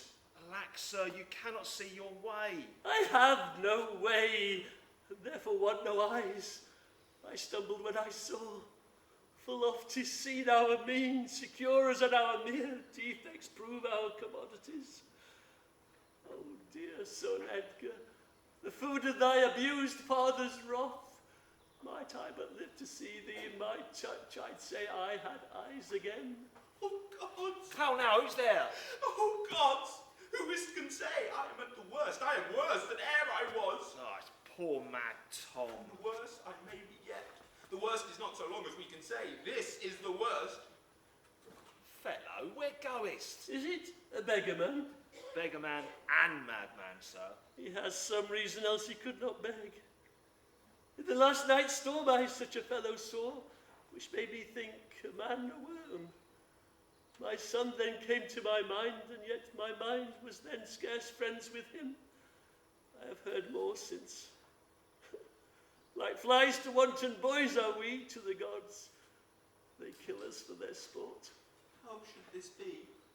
Bad is the trade that must play fool to sorrow, angering itself and others. Bless thee, master. Is that the naked fellow? I am a lord. Then prithee, get thee gone. Alack, sir, he's mad. 'Tis the time's plague when madmen lead the blind. Do as I bid thee, or rather, do thy pleasure. Above the rest, be gone. Sirrah, naked fellow? Poor Tom's cold. I cannot daub it further. Come hither, fellow. Yet I must. Bless thy sweet eyes, they bleed. Knowest thou the way to Dover? Oh, both stile and gate, horseway and footpath. Poor Tom hath been scared out of his good wits. Bless thee, good man's son, from the foul fiend. So bless thee, master. Here, take this purse, thou whom the heavens' plagues have lowered to all strokes.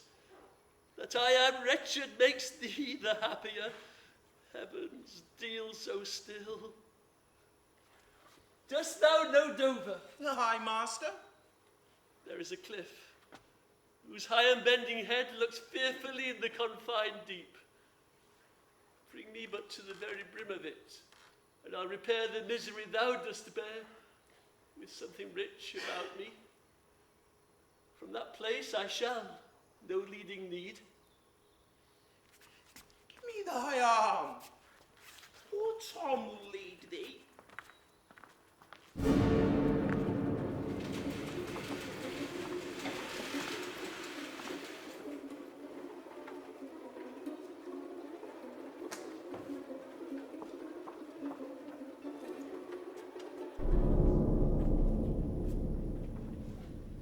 Welcome, my lord.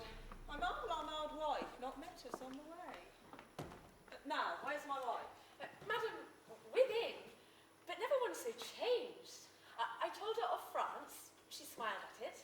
I told her you were coming, her answer the worse. Of Gloucester's treachery, and the loyal service of his son.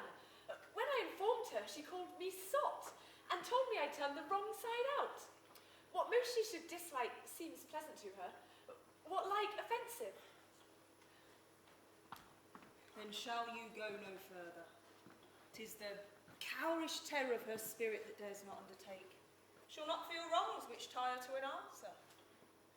Though our wishes on the way may prove a flex. Back, Edmund, to my brother. Hasten his musters and conduct his powers. I must change arms at home and give the distaff into my wife's hands. My trusty servant shall pass between us, ere long you are like to hear. If you dare venture in your own behalf, a mistress's command. Wear this. Spare speech. Decline. Incline your head. This kiss, if it dare speak, would stretch thy spirits up into the air.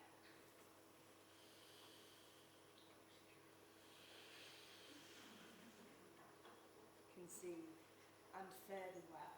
Yours in the ranks of death. My most dear Gloucester.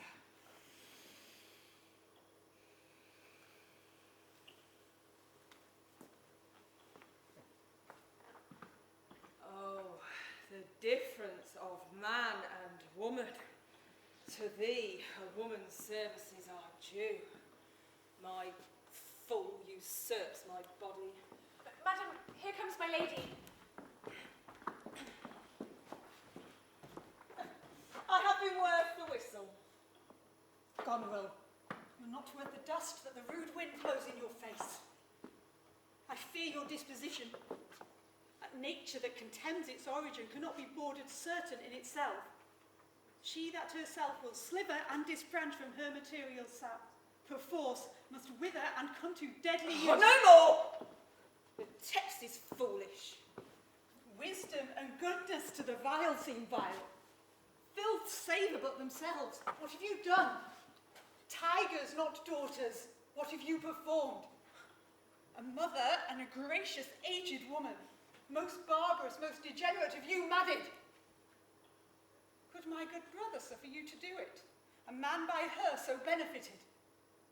If that the heavens do not their visible spirits send quickly down to tame these vile offences, it will come.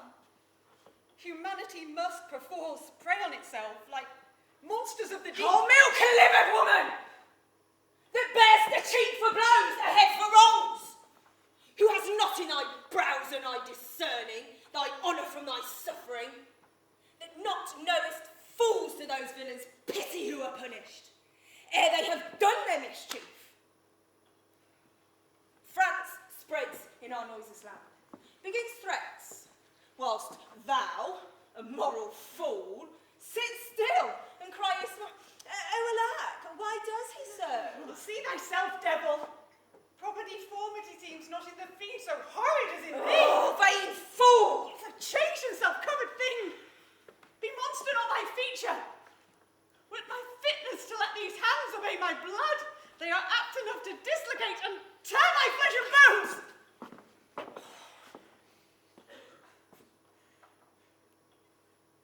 What news? Oh, my good lady, Cornwall's dead. Slain by his servant, going to put out the other eye of Gloucester. Gloucester's eye? A servant, thrilled with remorse, opposed against the act. Her great master flew on her and felled her dead, but not without that harmful stroke which hath since plucked him after. This shows you are above you, justices. That these are never crimes so speedily can venge. Poor Gloucester, lost he his other eye? Both, my lady. This letter, madam, craves a speedy answer. 'Tis from your sister. One way I like this well, but being widow, my Gloucester with her, may all the building in my fancy pluck upon my hateful life. Another way, the news is not so tart. I'll read an answer.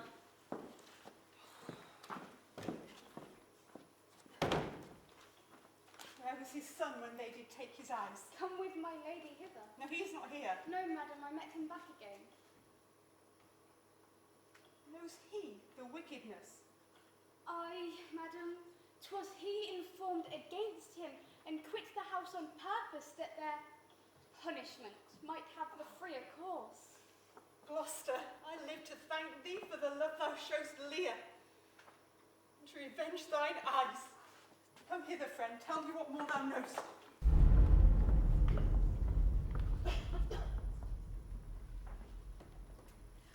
Why Francis so suddenly gone back? Know you the reason? Something he left imperfect, which, since his coming forth, is thought of. Something which imports so much fear and danger that his personal return was both required and necessary. Did your letters pierce Cordelia to any demonstration of grief? Aye, good lady. She took them and read them in my presence, and now and then an ample tear trailed down the delicate cheek. Then it moved her. Well, not to a rage. Patience and sorrow strove who should express a goodliest. You've seen sunshine and rain at once. Her smiles and tears were like a better way. And those happy smilets that played upon her ripe lip, they seemed not to know what guests were in her eyes, which parted thence as pearls from diamonds dropped.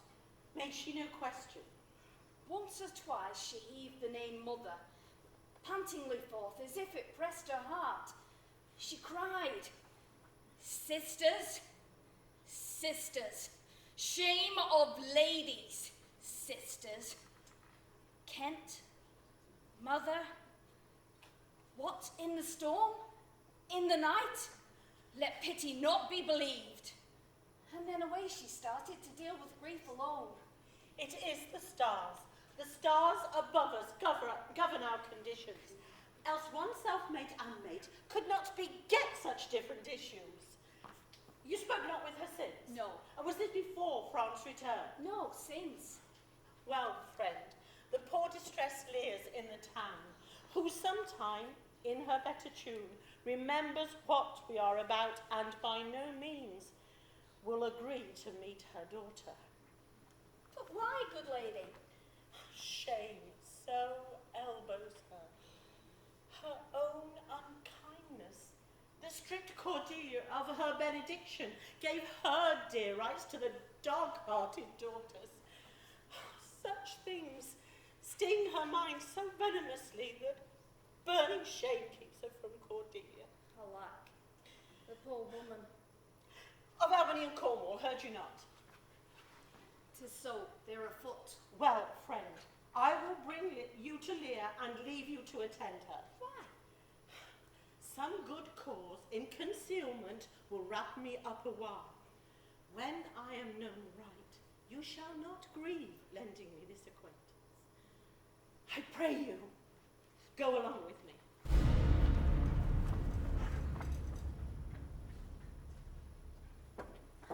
Alack, 'tis her. Why was she met even now as mad as the vexed sea singing aloud? Oh, send forth, search every acre in the high-grown field and bring her to our eye. What will wisdom do in the restoring of her bereaved senses? He that helps her take all my outward worth. Well, there is means, madam. Our foster nurse of nature is to repose, the which she lacks, that to provoke in her many simples operative, whose power will close the eye of anguish. All blessed secrets, all you unpublished virtues of the earth, spring with my tears. Be aidant and remediate in the good woman's distress. Seek for her, lest her ungoverned rage dissolves the life that wants the means to lead it. News, madam! The British powers are marching hitherward. 'Tis known before. Our preparation stands in expectation of them. Oh, dear mother, it is thy business that I go about. Therefore, great France, my mourning and important tears have pitied. No blown ambition doth our arms incite, but love, dear love, and our aged mother's right. Soon may I hear and see her.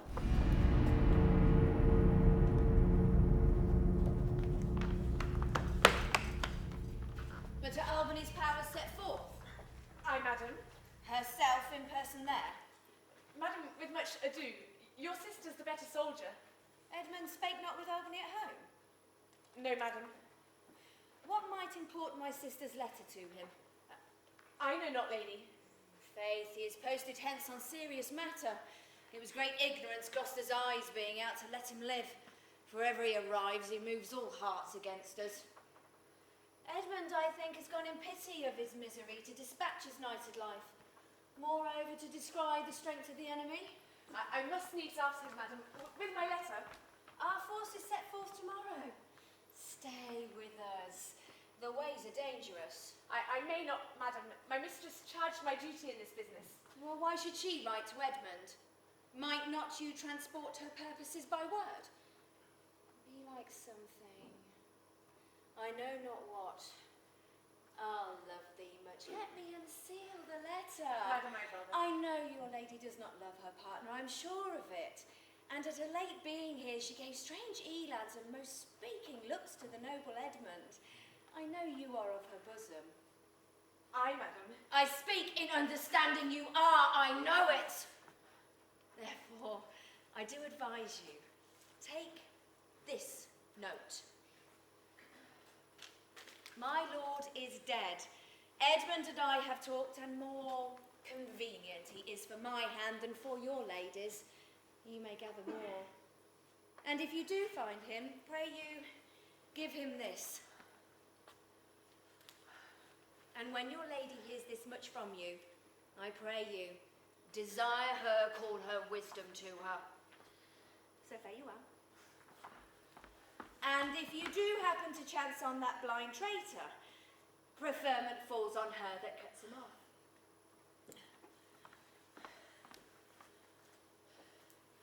Would I could find him, madam, I should show which party I do follow. Fare thee well.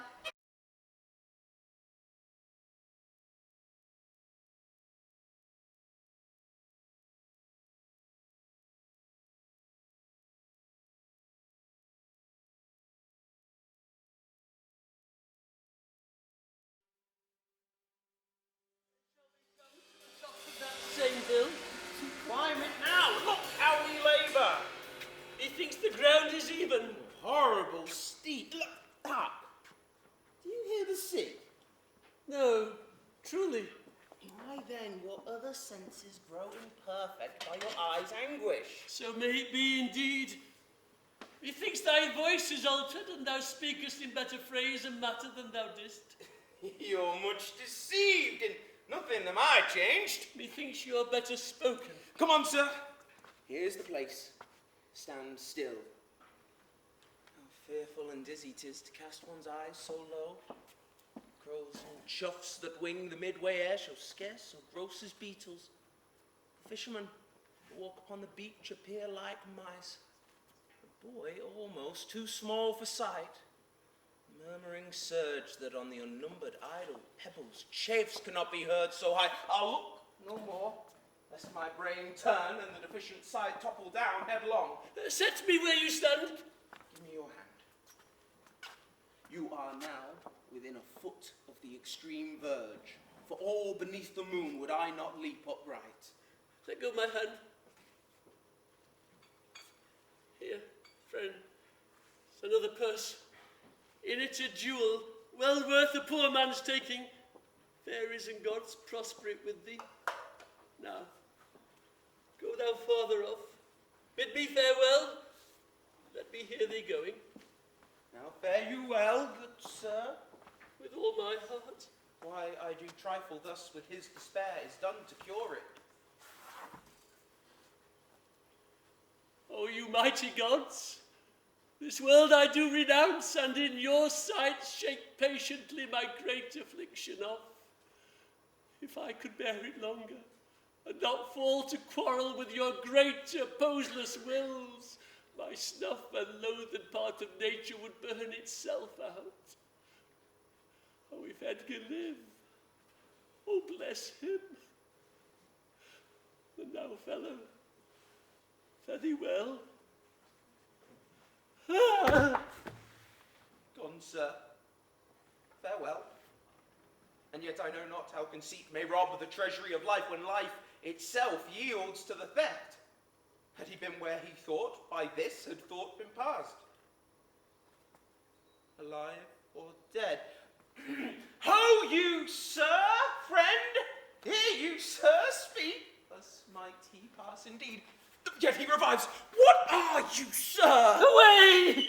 Let me die. But thou dost breathe, hast heavy substance, bleedest not, speakest, art sound. 10 masts at each make, not the altitude which thou hast perpendicularly fell. Thy life's a miracle. Speak yet again. But have I fallen or no?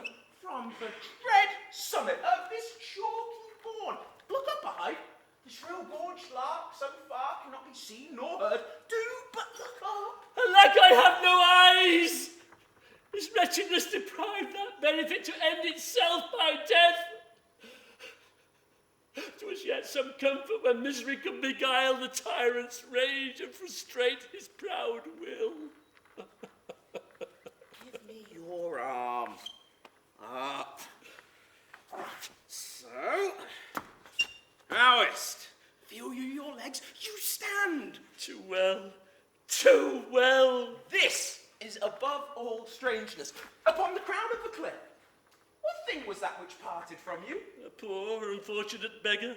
As I stood here below, methought his eyes were two full moons. He had 1,000 noses, horns whelked and waved like the enraged sea. It was some fiend.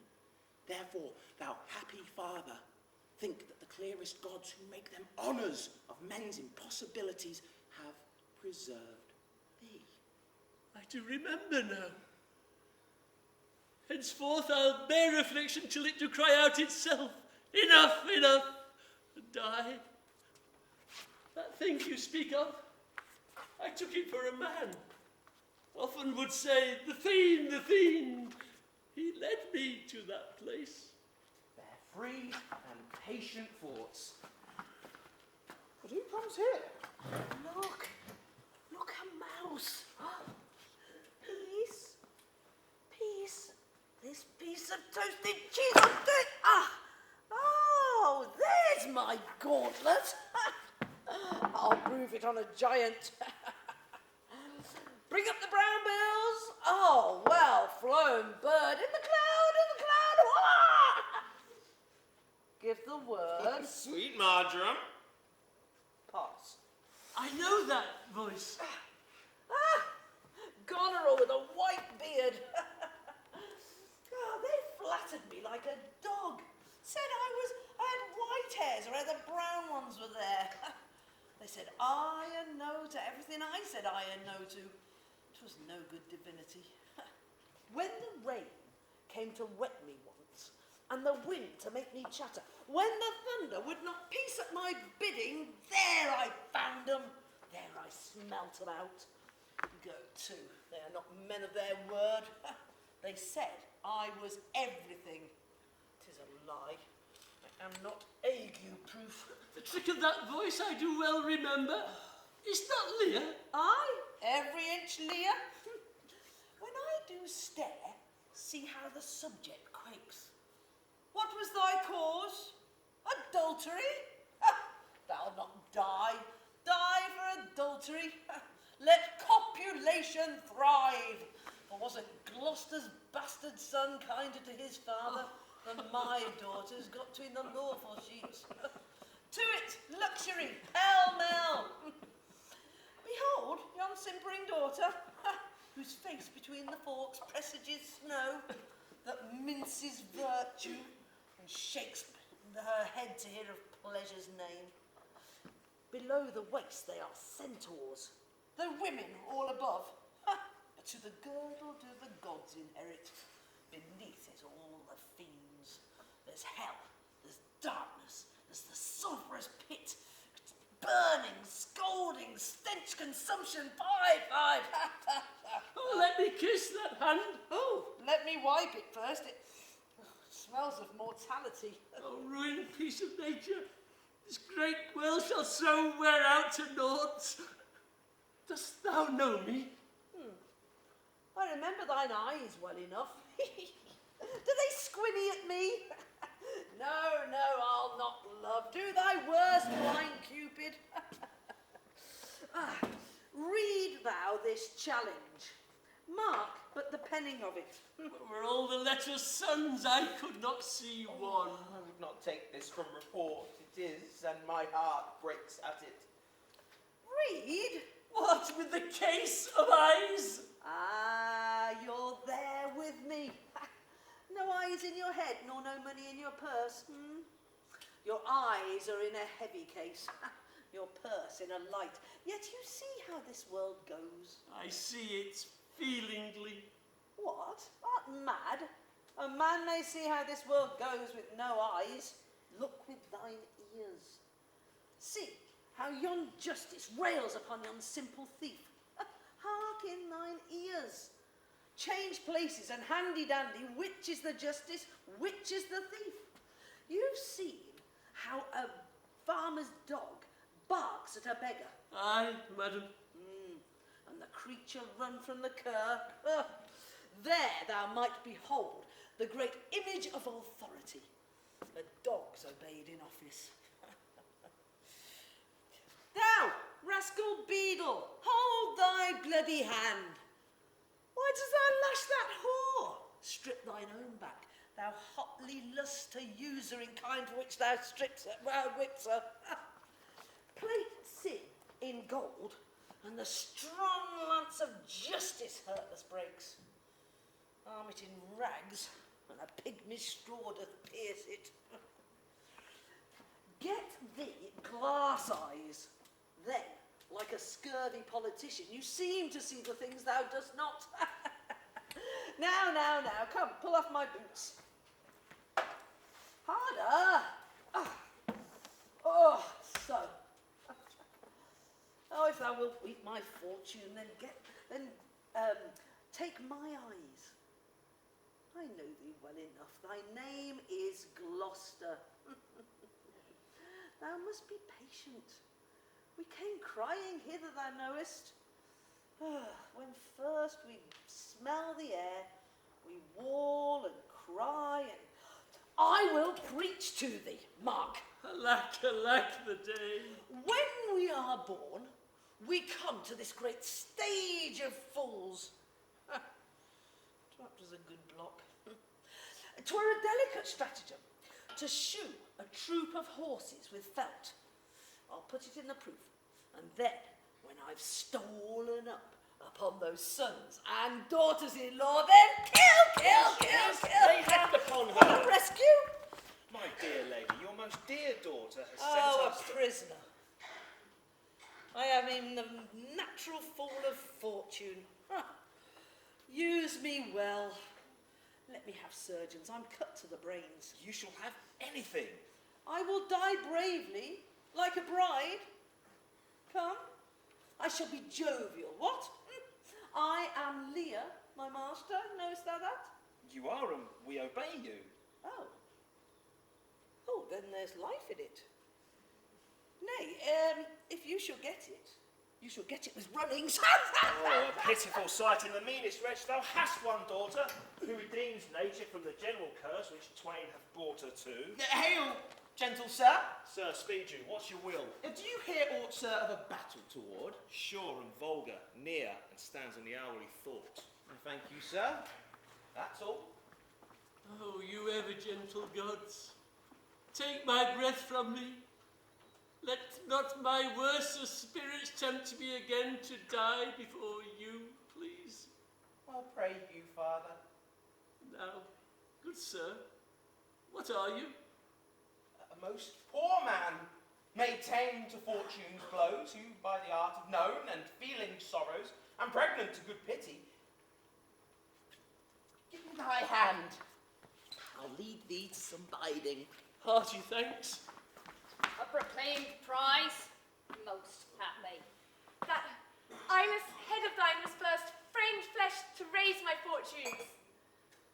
Thou old, unhappy traitor, if briefly thyself remember, the blade is out that must destroy thee. Oh, let thy friendly hand put strength enough to it. Wherefore, bold peasant, darest thou support a published traitor? Let go, slave, or thou diest. Nay, come not near the old man. Keep out!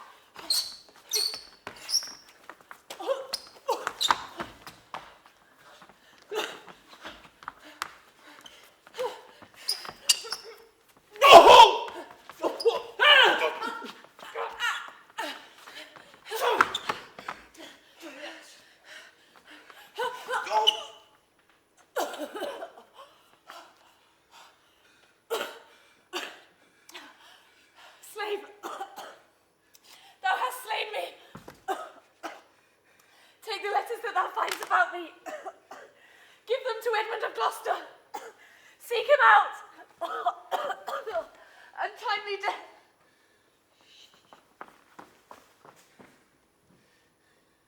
I know thee well. A serviceable villain, as duteous to the vices of thy mistress as badness would desire.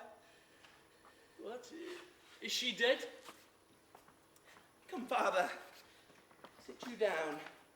Rest you. I see these pockets. The letters that she speaks of may be our friends. Manners, blame us not to know our enemies' minds. Let our reciprocal vows be remembered. You have many opportunities to cut her off. If your will want not, time and place will be fruitfully offered. There is nothing done if Albany return the conqueror. Then am I the prisoner, and her bed my goal. From the loathed warmth whereof deliver me, and supply the place for your labour. Your wife, so I would say, Goneril. Plot upon the virtuous Albany's life, and the exchange, my brother. I'll, with this ungracious paper, strike the site of the death-practised Albany. For her 'tis well that of thy death and business I can tell. Lear is mad. How stiff is my vile sense that I stand up and have ingenious feeling of my huge sorrows. Better I were distract. So should my thoughts be severed from my griefs, and woes by wrong imaginations lose the knowledge of themselves. Come, father. I'll lead you to a friend.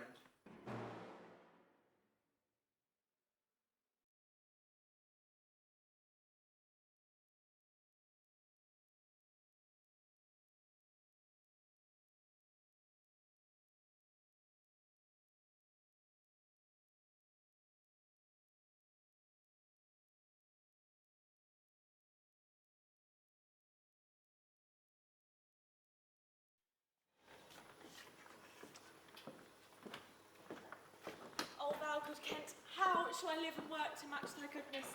My life will be too short, and every measure fail me. To be acknowledged, Cordelia, is o'erpaid. All my reports go with the honest truth, nor more nor clipped, but so. Be better suited. These weeds are memories of those worser hours. I prithee, put them off. Pardon me. Yet to be known shortens my made intent. Make it that you know me not, till time and I think meet. Then be it so, my good friend. How does my mother? Madam, sleep still. Oh, you kind gods, cure this great breach in her abused nature, the untuned and jarring senses, or wind up of this child-changed mother. Please, your lady, that we may wake Lear. She has slept long. Be governed by your knowledge and proceed in the sway of your own will. Be by, good madam. When we do wake her, I doubt not for her temperance. Very well. Please, you draw near. Oh, my dear mother, restoration hang thy medicine on my lips, and let this kiss repair the violent harms that my two sisters have in thy reverence made. Kind and dear daughter. Had you not been there, mother, these white flakes had challenged pity on them. Was this a face to be opposed against the warring winds? To stand against the deep, dread-bolted thunder in the most terrible and nimble stroke of quick-cross lightning? Mine enemy's dog, though it had bit me, should have stood that night against my fire, and wast thou fain, poor mother, to hovel me with rogues forlorn? Alack, alack, 'tis wonder that her life and wits at once had not concluded all. Oh, she wakes. How does my mother? How fares you? Oh, you do me wrong to take me out of the grave. Thou art a soul in bliss. But I am bound upon a wheel of fire that mine own tears do scald like molten lead. Do you know me? You are a spirit, I know. When did you die? Still far wide. She's scarce awake. Let her alone a while. Oh, where have I been? Where am I? Fair daylight. I am mightily abused. I would even die of pity to see another thus.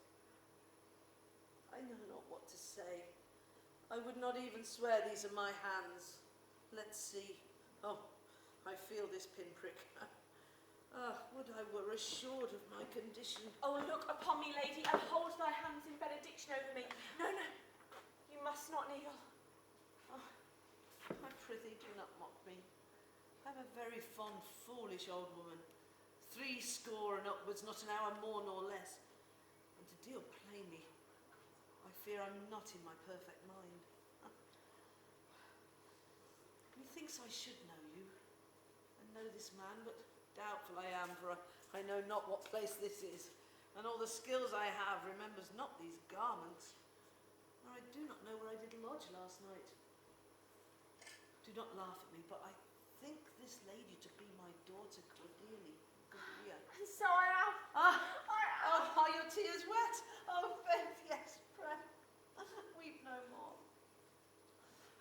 If you have poison for me, I will drink it, for I know you do not love me.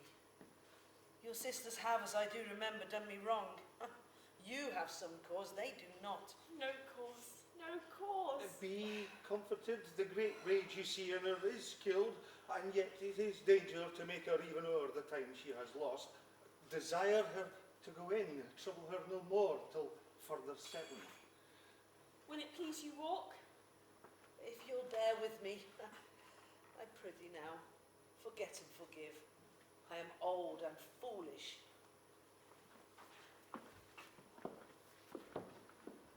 Holds it true that the Duke of Cornwall has been so slain? Most certain. And who's the conductor of his people? As it is said, the bastard son of Gloucester. The arbitrament is likely to be bloody. Fare you well. My point and period are thoroughly wrought, or well or ill, as this day's fought.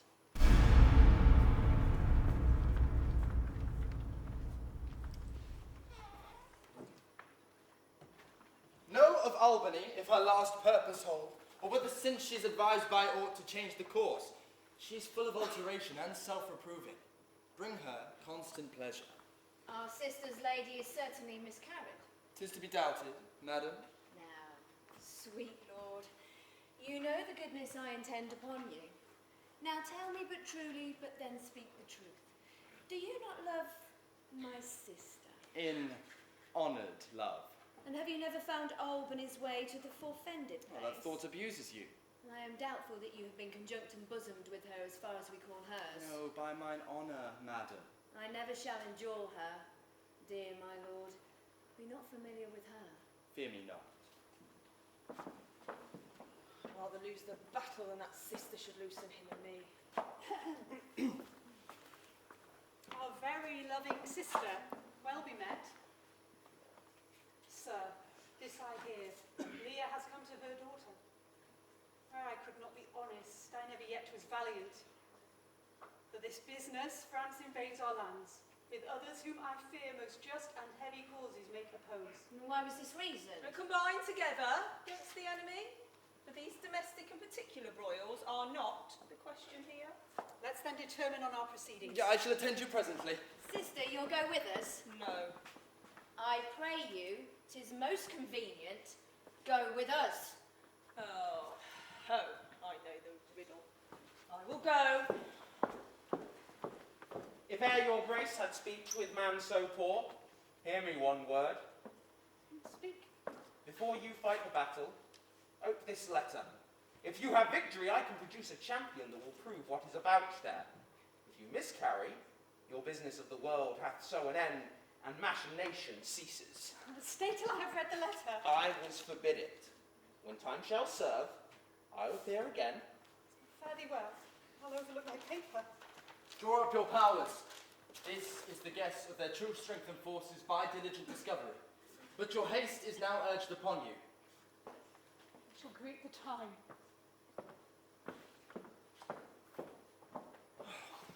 To both these sisters I've sworn my love, each jealous of the other as the stunger of the adder. But which of them shall I take? Both? One? Neither. Neither can be enjoyed if both remain alive. To take the widow exasperates, makes mad her sister Goneril. And hardly shall I carry out my side with her partner still being alive. Now, we'll use her countenance for the battle, which being done, would let she who would be rid of Albany advise her speedy taking off. As for Lear and Cordelia, the battle done, and they within our power shall never see pardon. For my state stands on me to defend, not to debate.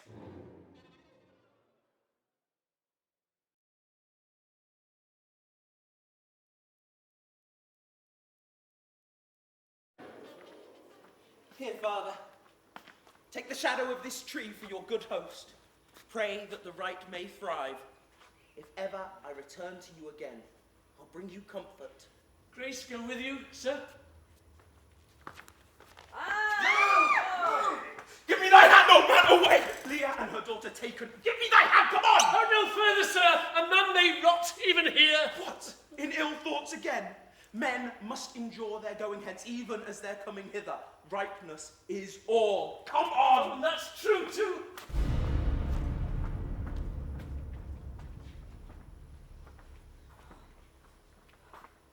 Take them away, good guard, until their greater pleasures first be known that are to censure them. We are not the first who with best meaning hath incurred the worst. For thee, mother, I am cast down. Myself could else outfrown false fortune's frown. Well, shall we see these daughters and these sisters? No, no, no, no. Come, let us away to our prison. We two alone will sing like birds in the cage. And when you ask of me blessing, I'll kneel and ask of you forgiveness. And so we'll live, and pray and sing and tell old tales and laugh at gilded butterflies. And hear poor rogues tell of court news, and we'll talk with them too. Who loses, who wins, who's in, who's out, and take upon us the mystery of things as if we were God's spies. And we'll wear out in a walled prison pacts and sects of great ones that ebb and flow by the moon. Take them away! My Cordelia, he that parts us shall bring a brand from heaven and fire us hence like foxes. Oh, weep no more. The good years will devour on flesh and fur, ere they make us weep. We'll see them starve first. Come. Come hither, Captain. Hark. Take thou this note. Go. Follow them to prison. If thou dost as this instructs thee, thou dost make thy way to fortune, and my great employment will not bear question. If say thou do it, will thrive by other means. I'll do it. About it. I'm right happy when thou hast done. Mark, I say, and carry it so as I have set it down. If it be man's work, I'll do it. Sir, you have shown today your valiant strain. Fortune led you well. You have the opposites of this day's strife. We do require them of you, so to use them as we shall find their merit and our safety may equally determine. Madam, I saw it fit to send the old and miserable Lear to some retention and appointed guard. With her I sent Cordelia. The question of Cordelia and her mother requires a fitter place. Sir, by your patience, I hold you but as subject of this war, not as a brother. Methinks our pleasure might have been demanded ere you have spoke so far. He led our powers, bore the commission of my place and person, the which immediacy may well stand up and call itself your brother. Not so hot. In his own grace he doth exalt himself, more than in your addition. In my rights, by me invested, he compares the best. Well, that were the most, if he should husband you. Oh, jesters do oft prove prophets. Holla, holla! That I that told you so, not but a squint. Lady, I am not well, else I should answer from a full-flowing stomach. Witness the world that I create thee here, my lord and master. Mean you to enjoy him? Oh, the let alone lies not in your goodwill. And not in thine, lady. Half-blooded fellow, yes. Prove my title thine. Stay yet. Hear reason. Edmund, I arrest thee, and in thine take this gilded serpent. For your claim, fair sister, I bar it in the interest of my wife. 'Tis she is subcontracted to this lord, and I contradict your bounds. If you will marry, make your loves to me. My lady is bespoke. Interlude. Gloucester, if none appear to prove upon thy head thy heinous manifest and many treasons, I'll prove it on thy heart. Ere I taste bread, thou art in nothing less than I have here declared thee. Sick. Oh, sick. Well, if not, I'll ne'er trust medicine. What in the world is he that names me traitor? Villain like he lies! He that dares approach on him, on you, who not? I'll maintain my truth and honour firmly! Oh, my sickness grows upon me. Convey her away, she is not well. Come hither, and read out this. If anyone will maintain upon Edmund Gloucester that he is a manifold traitor, let them appear. He is bold in his defence. Ask him his purposes why he appears. What are you? Your name and why you answer these present summons? No, my name is lost. Yet am I as noble as the adversary I come to cope. Which is that adversary? What's he that speaks for Edmund Gloucester? Himself! What sayest thou to him? Draw! That if my speech offend a noble heart, thy arm may do thee justice. I protest, thou art a traitor, false to thy gods, thy brother, and thy father, conspiring against this high illustrious woman, and from the extremest upward of thy head to the descent and dust beneath thy feet, a most toad-spotted traitor. Say thou no? This arm and my best spirits are bent to prove upon thy heart whereto I speak, thou liest. In wisdom I should ask thy name, but that thy tongue some say of breeding breathes. Back do I toss these treasons to thy head. With the hell-hated lie overwhelm thy heart, which this blade of mine shall give them instant way, and where they shall rest forever. Edmund, no! Save him! Save him!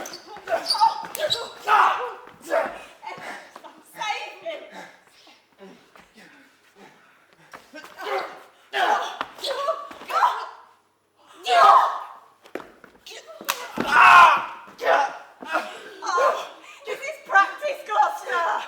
Oh, thou was not bound to answer and no, not to speak. Oh, thou art the cousin to beguile. Oh, shut your mouth, dame. Or with this paper shall I stop it? Hold, sir, thou worse than any knave, read thine own evil. No tearing, lady, I perceive you know it. Say if I do, who can arraign me for? Most monstrous, knowest thou this paper? Ask me not what I know. She's desperate, go after her governor.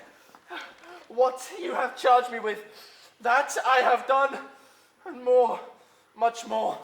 The time will bring it out. 'Tis past, and so am I. But what art thou that hath this fortune on me? I do forgive thee. Let's exchange charity. My name is Edgar, and thy father's son.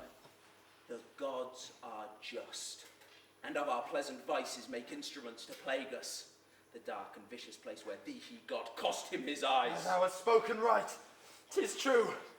The wheel has come full circle. I am here. I must embrace thee. Sorrow split my heart if I ever did hate thee or thy father. Where have you hid yourself? How have you known the miseries of your father? By nursing them, rather than die at once. I taught me to shift into a madman's rags, and in this habit met I my father with his bleeding rings, led him, begged for him, saved him from despair.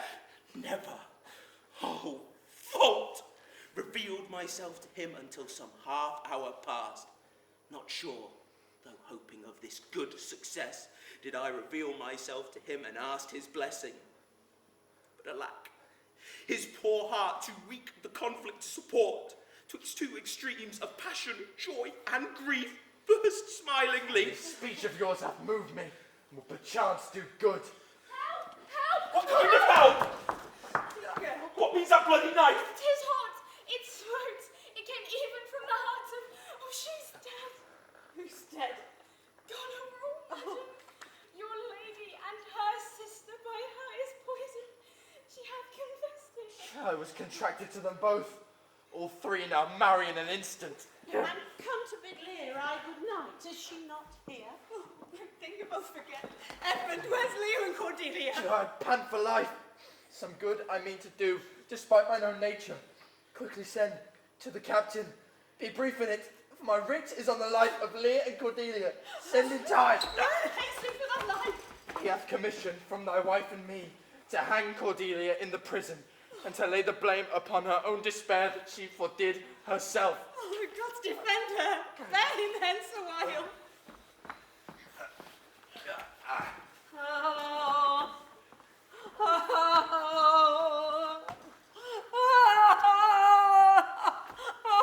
Oh, you are men of stone. And are your tongue and ears. I would use them so that heaven's vault should crack. Oh, she's gone forever. I know when one is dead and when one lives. She's dead as earth. Lend me a looking glass. If but her breath should mist or stain the stone, why then she lives. Is this the promised end? Poor image of that horror. Fall and cease. This feather stirs. If it be so, it is a chance that doth redeem all sorrows that ever I have felt. Oh, my goodness. Prithee away! 'Tis Kent, your friend. A plague upon you, murderers, traitors all! I might have saved her. No, she's gone forever. Huh? Cordelia? Cordelia, stay a little. What's that thou sayest? Her voice was ever soft, gentle and low, an excellent thing in woman. I killed the slave that was a-hanging thee. Aye, 'tis true. Did I not, fellow? I am old. Who are you? My eyes are not of the best. I'll tell you straight. If fortune brag of two she loved and hated, one of them we behold. Oh, well, this is a dull sight. Are you not Kent? The same. Your servant Kent. Where is our servant Kira? Oh, she was a good fellow. I'll tell you straight. She'd strike and quickly too. Oh, she's dead and rotten. No, my good mistress, I am that very woman. I'll see that straight. Who from your first of difference and decay have followed your sad steps. Oh, you are welcome hither. Nor no woman else. All cheerless, dark and deadly. Oh. Your eldest daughters have fordone themselves and desperately are dead. Aye, so I think. She knows not what she says. Vain it is that we present us to her. Very bootless. Edmund is dead. What comfort to this great decay may come shall be applied. For us, we will resign our absolute power during her life. My poor fool is hanged. No, life. Why should a dog, a horse, a rat have life and thou no breath at all? Thou come no more. Never. Pray and do this, but sorry. Thank you. Do you see this? Look at her. Her lips. Look there. Break my poor heart, prithee pray. Forgot my lady. Oh, vex not her ghost, let her pass. She will hate him much, that doth upon the rack of this tough world stretch her out longer. She is gone indeed. The wonder is that she hath endured so long. She but usurped her life. The weight of this sad time we must obey. Speak what we feel, not what we ought to say. The oldest hath borne most. We that are young shall never see so much, nor live so long.